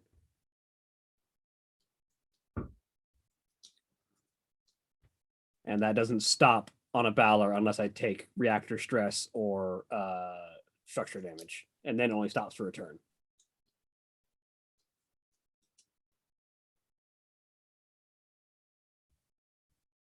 And even more terrifying, when my Hive Frenzy is active, if I would take structure damage, I roll a d6, and on a 6, I don't. Just inbuilt custom paint job. It's multiple uses. Yeah, it works every time I take structure damage. Theoretically, if I roll really well, I can just Frankenstein my way through like 4 hits that would normally have taken me down to structure. Sorry about this.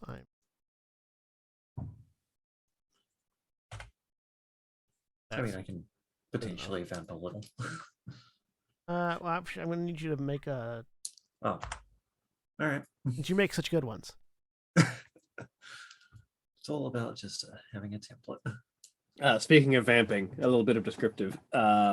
Because entering the battlefield, the Balor wasn't in like real combat mode, so it was still just that sort of steel facade with like the one glowing eye as the visor sensor. And then once the enemies show up, flames just sort of lick up and around all of the metal plating as the Balor ignites, and the entire head is just subsumed in fire as the cloak just billows out underneath the flames.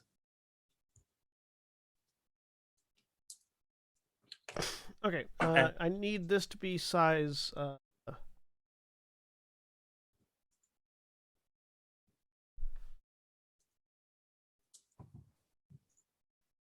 And you got to be size 4. Size 4? Okay, can do. Yep.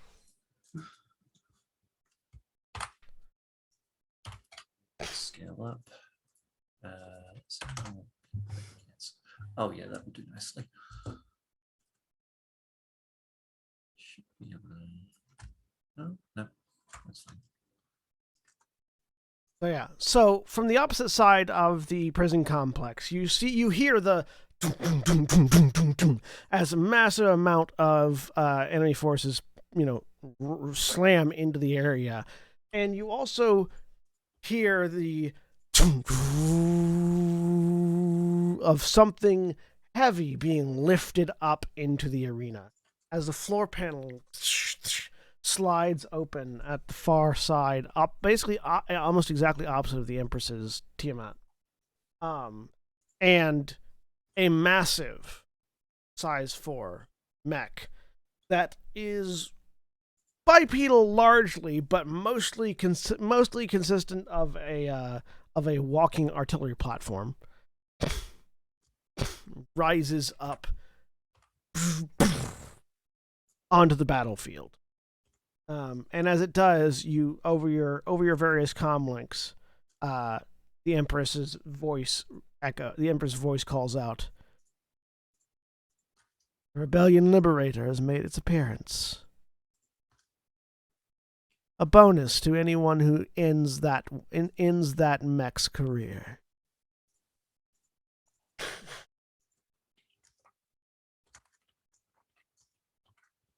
And What's that? that is the end of the first round as the enemy reinforcements arrive.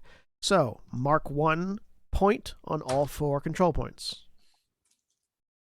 We just have to hit 6 on 1 point, yeah? You have 6 to on hit all 6 on 4. all of 6 them. on all of them. Yeah, 6 on all 4? Okay. Yeah.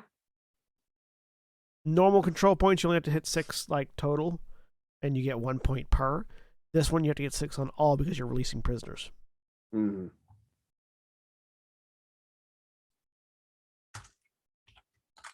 Bleh. Yeesh.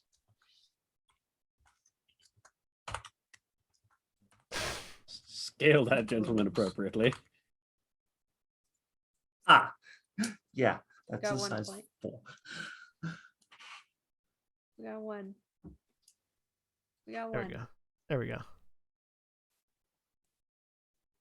Yeah, that's about right.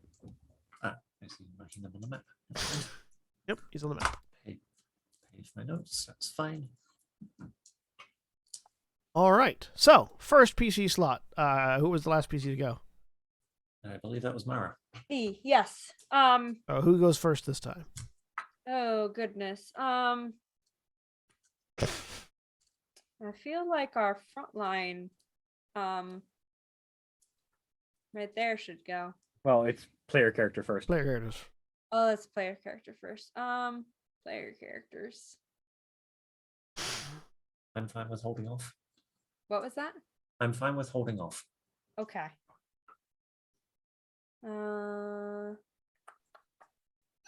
I'm honestly too far away to do stuff, so William. All right. 1, 2, 3, 4. Use that big building as cover because it's the same size as me.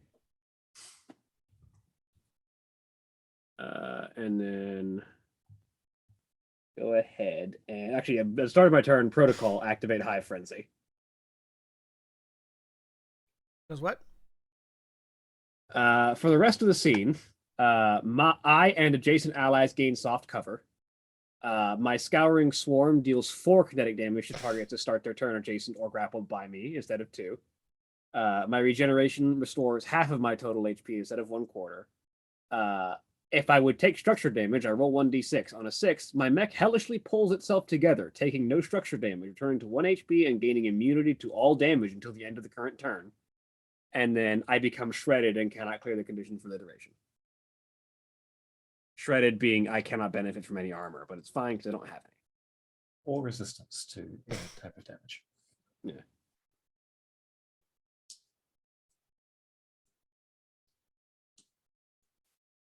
Right. And then with that protocol active, I will over the comms I'll hand a leadership die to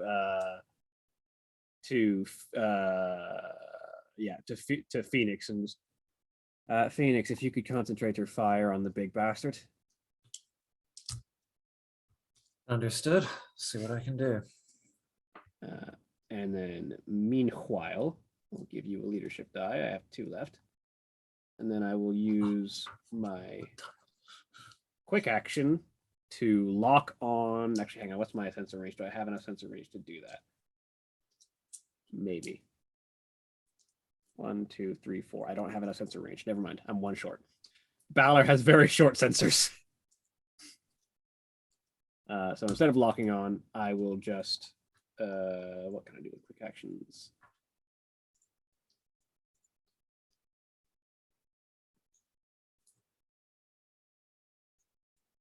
Yep, okay. I will yes, okay. I will use my quick action to skirmish with my heavy machine gun. Heavy machine gun. At this fellow right here.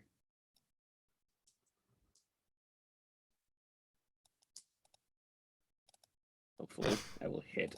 I really wish Roll20 would stop doing that where it tries to make me log in just to view my character sheet over again.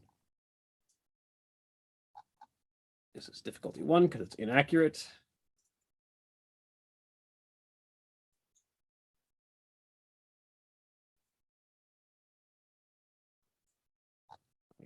Grit is Yeah.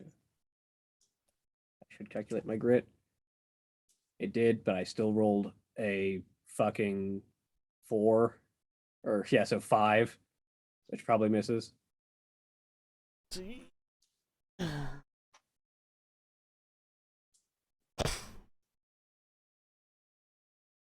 Okay.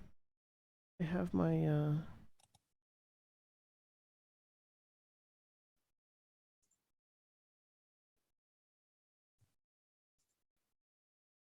for some reason I do not have all of my NPCs. Huh.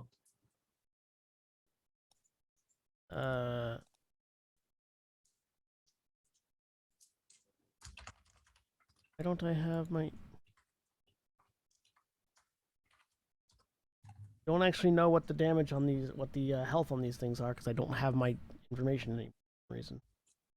For some reason, all of my like base level NPCs are not a thing. What was that?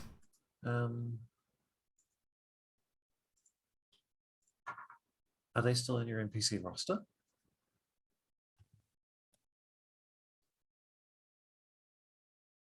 No, they're not in my NPC roster. Are you logged into CompCom? Yes, I can see all my other NPCs. Weird. I just can't see the ones like the chained and burner and the other ones.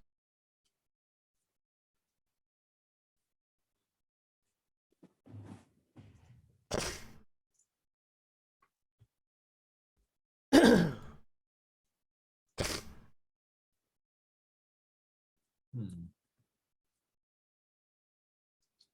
Oh, I mean, I've got them over here, I guess. I don't know. I've.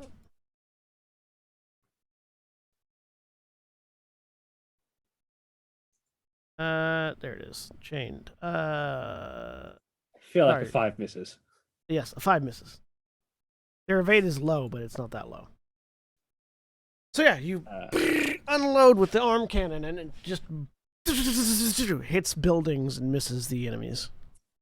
And then with my other quick action, I will deploy my hive drone right here.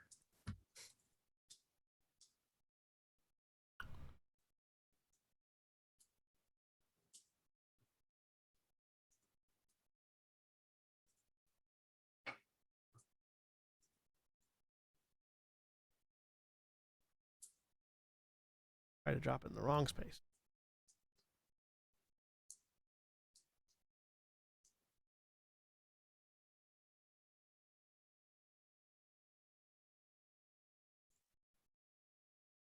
There you go. Right there. And let me create an aura for it. Oh, wait. You have to do the token aura because I can't control it to make an aura. I have controlled it. I can't give it an aura. Oh. What's the aura? It's a 2 burst, so everything within 2 spaces of it.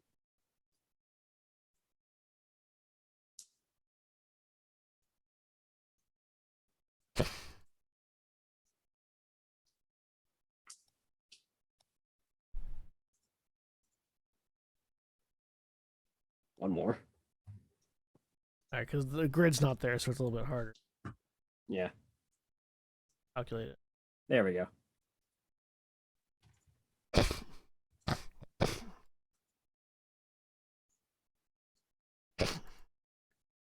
Allied characters at least partially in the affected area gain soft cover, as does the hive drone.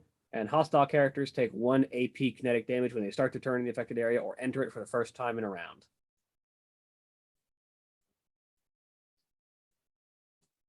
Right.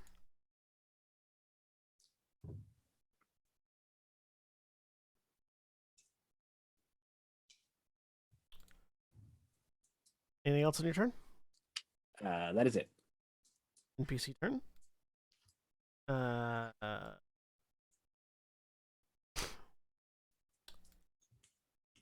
Ice Pelt's gonna move up a little bit.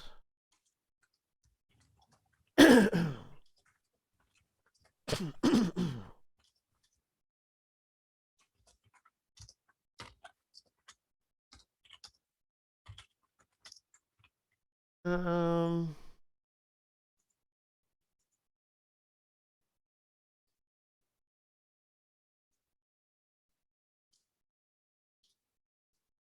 Also, conveniently, the hive drone is sitting right in the middle of a bunch of other cover.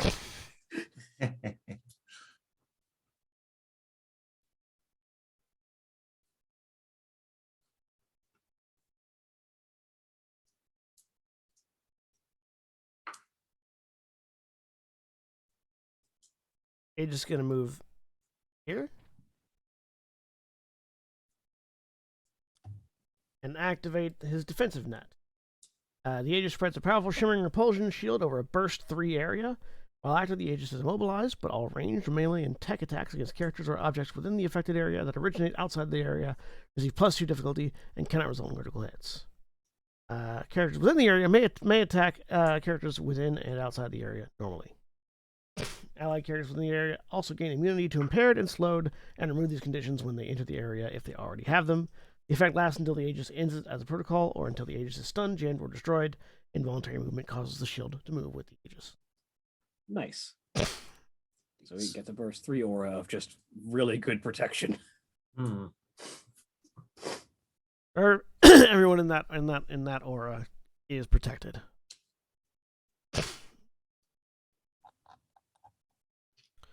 All right, that makes it an NPC turn. The Liberator is going to start it off. Of course it is.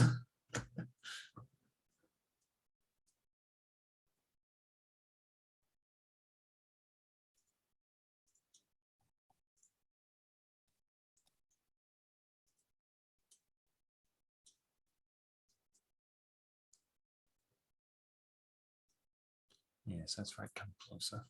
Just outside of my range.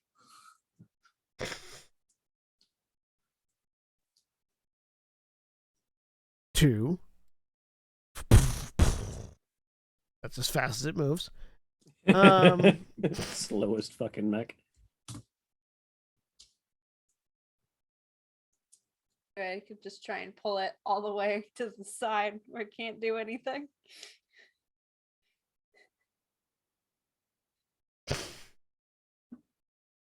I don't think there's a limit to the size of things I can pull. Nope. And he is going to target 2 enemies within line 20. Oh, I don't like that. That's very far. Oh boy. Sorry, range 20, not line 20. Okay. Okay. 2 enemies in range 20. Range 20 is worse than line 20. Oh, okay. Well, So- I was feeling optimistic. Going to target Pickle and Phoenix as the 2 backliners.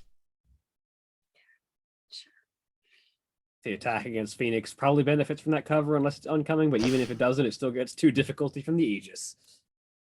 It is so much larger than that cover. Darn it. I don't know. Yeah, but it's not really about the person. It's about the person who's hiding behind it. That's fair. Yeah. So you both Yeah. actually have hard cover because you're against level tier. Yep. Although +4 difficulty against me. If that matters. I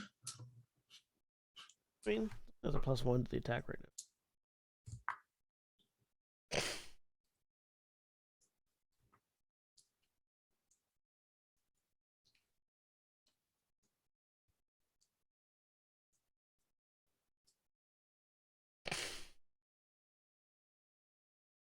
Here is that person line.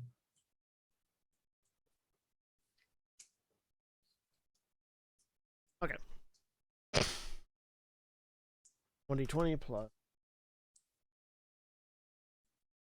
minus 6 Mara minus 2d6 key. K2 for hardcover. Yeah, 2d6 K1, yes. 2d6 K1. Sorry, K1. I did the math wrong.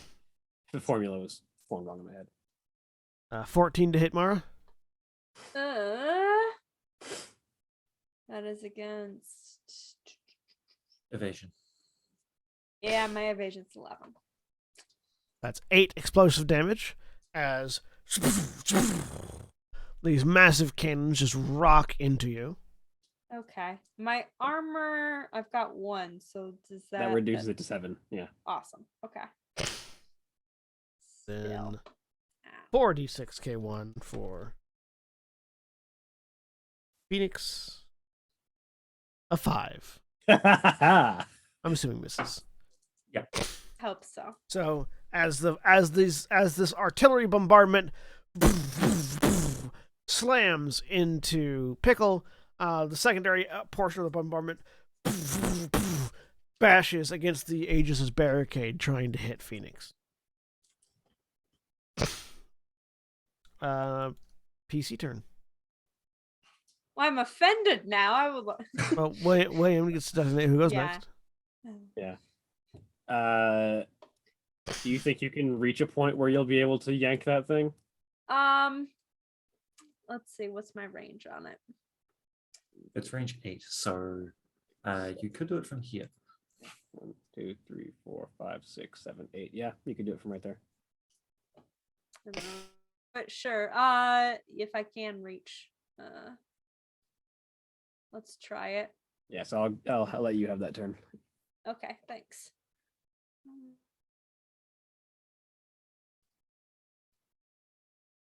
This is the harder thing. You probably won't be able to reach it from there because it's 1, 2, 3, 4, 5, 6, 7, 8. Yeah, you won't be able to reach it from here, but you will be able to reach it from here. Okay.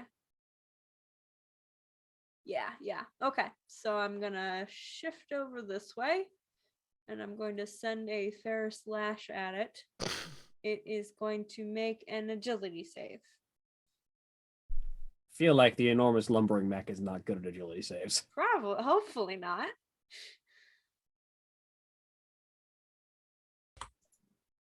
$12. Oh, come on. What's that against? Hang Your on. save Save target. Save target's 12. Oh, makes it.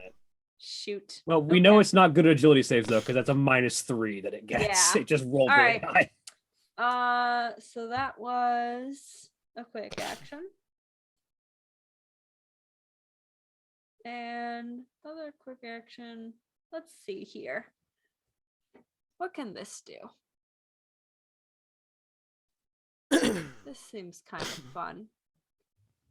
I'd like to send a perimeter command plate.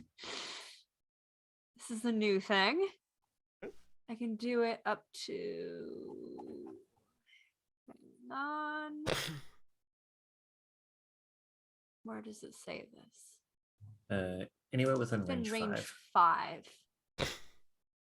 I'm not close enough to do it on any enemies right now, but I think I could do it on.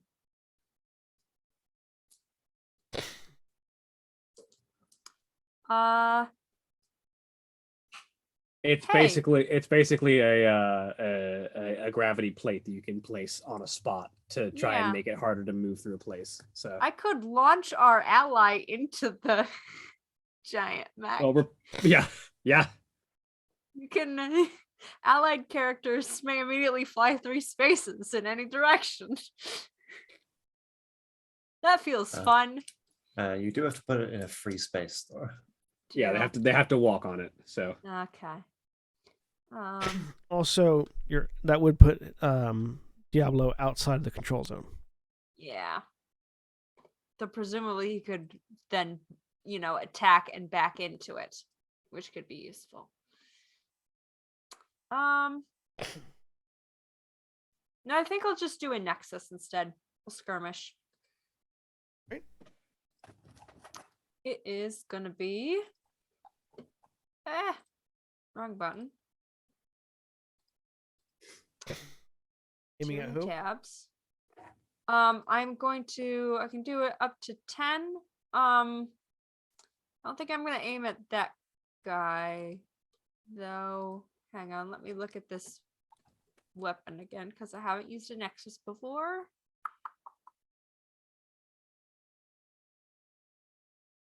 what kind of Nexus is it?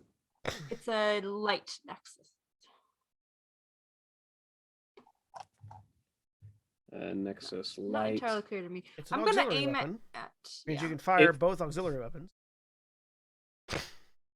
As a smart weapon, it attacks their E defense rather than their evasion, which might make it easier to hit these guys. At range 10, though, I think the only person in range is the Liberator. I think it is. I'm too far away to hit our little exploding friends. Which was a thought. But I'll aim at the big guy. If you have 2 light nexuses equipped, you can fire both of them. I've only got one. What's in the other auxiliary slot? I don't have it. I think that's probably one of my systems. I think that's how that shook out. I only had one option. Oh, you have a main aux slot. That's why. Okay. Yeah. Right. What's your main weapon there? A charged blade. Okay. That makes sense. Yep. That'll do it. So just the Nexus then. Yeah. That's all I'll do. Okay. Let me roll it.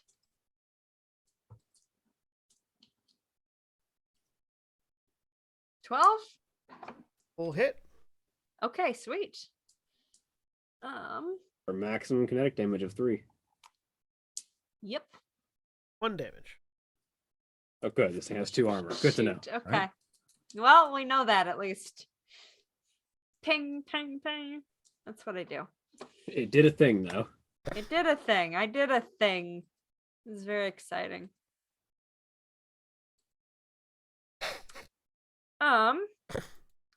And that is my turn.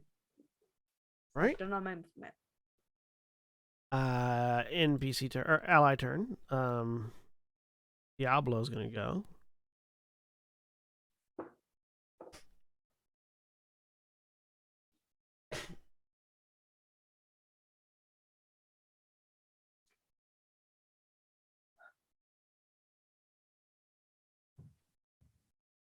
Do his lashes have enough reach to like stand just barely inside the command zone and swing at those chains?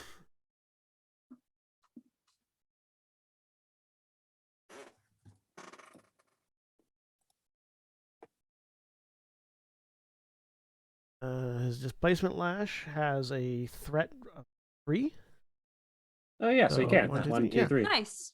So he moves forward, and as he does, you watch as nanites begin to pour out of the shoulders and arms of Diablo's Reaver, and these 2 long displacement lashes erupt from the clawed palms of the mech as it actually can attack 2 creatures that are within range. Nice. A hit targets must pass a system save or be pulled to a free space adjacent to the Reaver, or as close as possible while still obeying instructions. Although I think they'll explode before that happens. Probably. He's actually gonna hit 1, 2, 3, just outside the Liberator's just outside of reach. He's gonna hit two of the or try to hit 2 of He hits the 2 chain that are standing next to the trooper. They should detonate on the trooper. I believe the trooper didn't actually suffer any effects of chained explosions. Oh. Well, one of them hit. I think it's just chained that don't suffer chained explosions. I think the troopers do, if I recall correctly. No, the troopers didn't suffer all that much damage. They still suffered some damage, but they didn't suffer a lot. But it doesn't matter because that one's dead.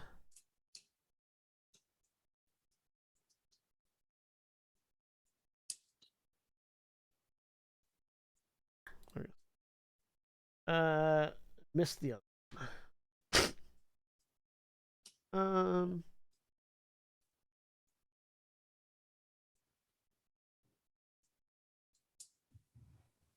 Yeah, I don't know. I don't know how friendly fire the chained explosions are, but I definitely recall that they don't explode other chained. And fairly? I don't entirely. Yes, the chained do not explode other chained. Dang, because that would have been a good chained reaction.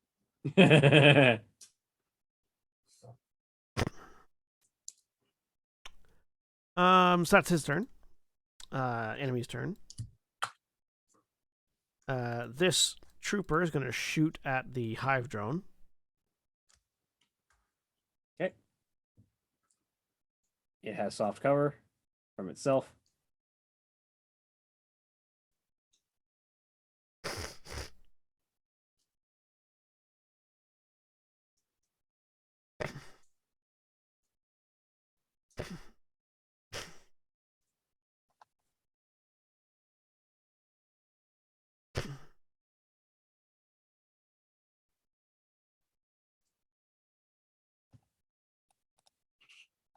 All right.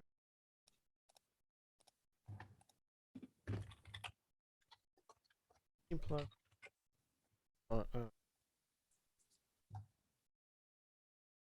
10 to hit the drone. I think that is exactly the drone's. Let me check real quick.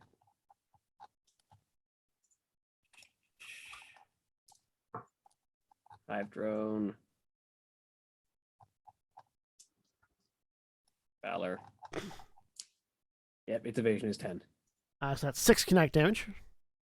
It has no armor and only 5 hit points. So the drone is destroyed. So, drone goes away. And then follows that up with a grenade launcher aimed at Johnny. Cool. I'm pretty certain that has to draw through at least that size 3 cover. I think the grenade launcher is arcing, isn't it? Arcing, yeah, doesn't care about cover.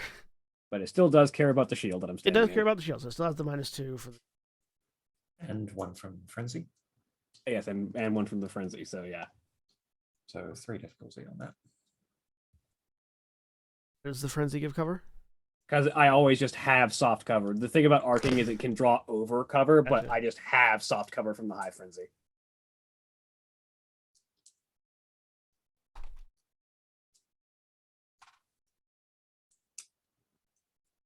Seven to hit. That'll miss. The grenade explodes harmlessly against the Aegis shield. Aegis putting in work. Player yes. character. William. Nice. I already gone, so the only I one left believe is I'm the Andrew. last one left. Yep. Okay. I believe 1, 2, 3, 4, 5, 6, 7, 8. Yes, good. Very good. I am in range. Don't need to move. So I'm gonna barrage. Starting with the i7 laser rifle that you have seen previously. You can use that leadership die to get an accuracy on all of your attacks for this barrage. Absolutely, I will. Starting with the i7, it has innate accurate, so 2 dice on this roll. 19 19 hits. for 7 energy damage. Not AP, correct? Correct.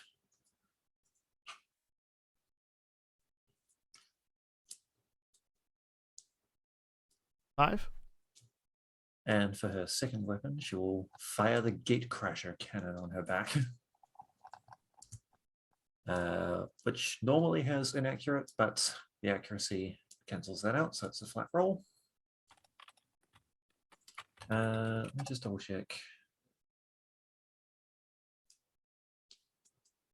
No, nothing else is in range, but so this is a range 10 blast 2. But no one else is in range, so 1 roll. Oh no, sorry. Arcing is very specific. Weapon can be fired over obstacles using a lobbing projectile in an arc. Attacks made with weapon don't require line of sight as long as possible to trace a path to the target. However, they are still affected by cover. Because you have to aim blind through the cover to try and hit the target. It's seeking that ignores cover. Yeah, I'm gonna go out on a limb and say the Gatecrasher shot misses. Their that's a 6. evasion is 6. Oh well then. Wow. I'm assuming you're aiming at the Liberator, right? Yes. Nice. So 2 kinetic, kinetic which is damage. reduced to 0, So 0 kinetic damage. and he needs to make a hull save or be knocked prone. He cannot be knocked prone by enemies smaller than him. Right. Heavy frame. Lovely. Big Well, unstoppable force. but yeah. Chungus. Ah. Big Chungus. Big chungus. And I take 2 heat for firing Gatecrasher cannon. This guy's worth at least 2 Chunguses. definitely a double chung right here. Allied turn. So Is there over something the else? comms, you just hear Skylar just muttering, "Oh boy, that's a big guy."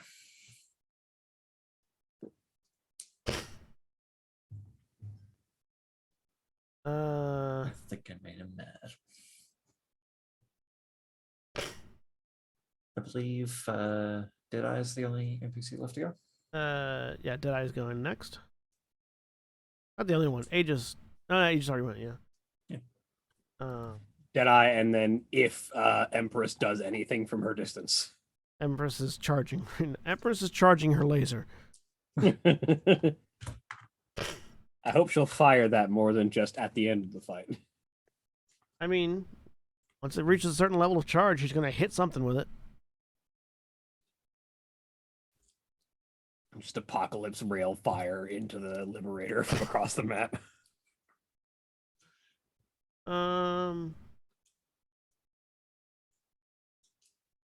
Yeah. The Deadeye like props himself up against the size 1 cover that he's right next to, and then just leans out, holds this large rifle, and you watch as electricity radiates off the rifle as it gathers energy, and just fires a rail shot, a plasma rail shot at the Liberator.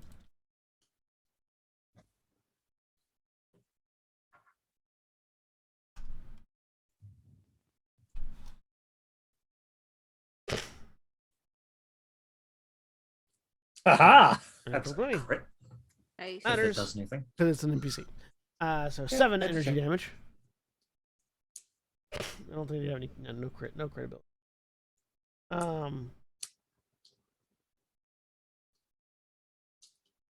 Yeah. Oh, right. Yeah, 7 energy damage. And blinks to no. Is going to actually okay, I need you to go back. Is going to blink 1, 2, 3 over to here. And then go invisible at the end of his turn. All right then. That's what operators do.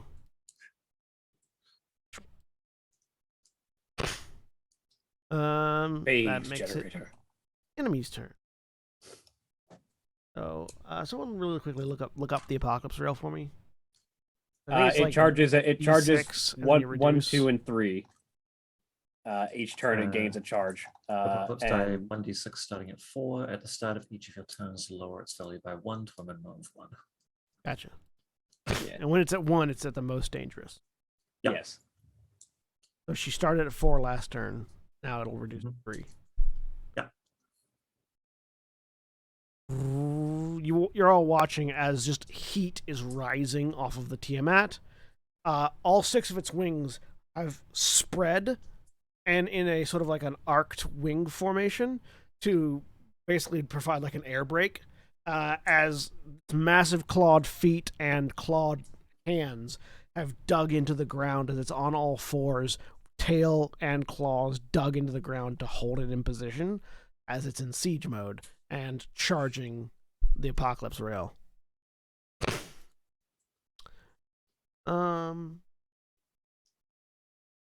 Enemy turns. Chained are moving.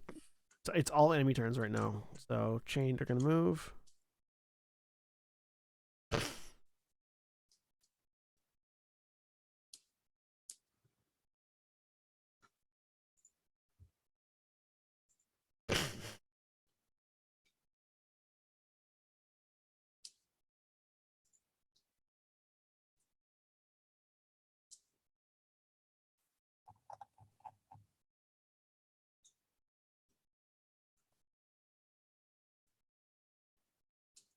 What is there? Don't I have their? Something weird is happening with comp. Am I like not having anything? I don't see what the speed on these. Are you The logged in speed- properly? The speed is their moves. Oh, 4. value. There it is. 1, 2, 4. 4.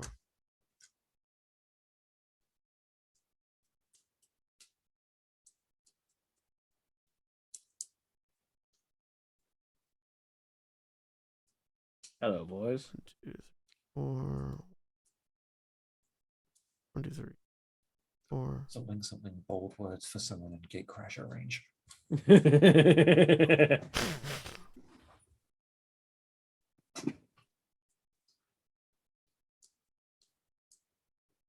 I appreciate that I'm currently holding up the area literally just inside the Aegis field, so they can't get inside it to attack me from within the shield. All right, chained are making attacks with their W's. So 6 attacks coming at Honey. All with 2 difficulty. 3 actually. All with 3 difficulty. You all right there? It doesn't sound healthy. Huh? Oh, I'm just sinuses are stuffed. Ah. As they usually are, because I have less sinuses than everyone else by half. Right. Yep. 6. Okay, 1. 1. 3. 14 to hit. That's Oh, 3d6 3. Oh, K1. right, 3. Wait, why 3? Because I have soft cover innately. Yeah. 2 from the shield and 1 from soft cover. 3. 4 misses. 4 misses. 5 misses. 10. 10 hits.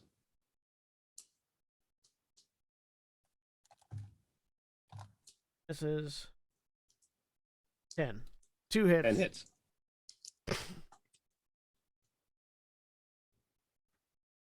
So that's 4 damage twice. 4 connect twice. Alright, take 8. Braka, braka, braka, braka, braka. 2 of them are going to try to that back.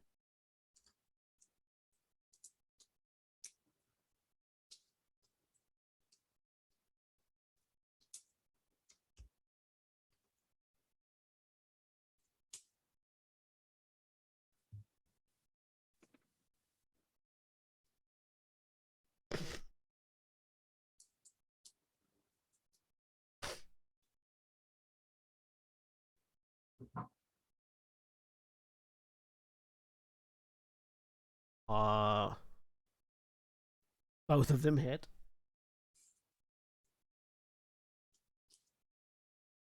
A blow.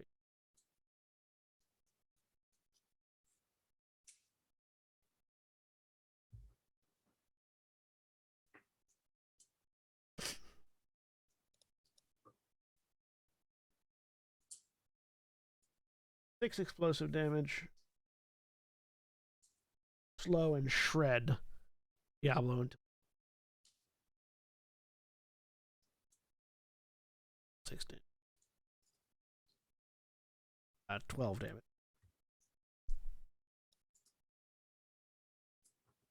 Wait, no, it's on your buddy.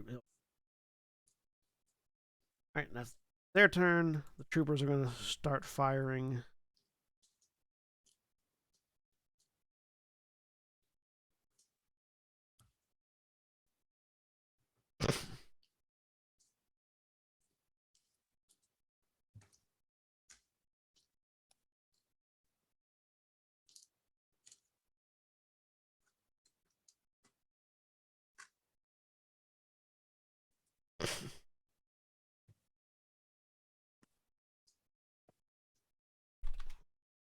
One shot coming in at Shani. Div 3.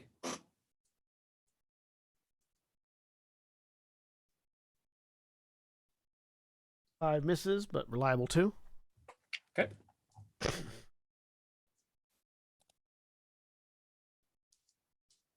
Diablo.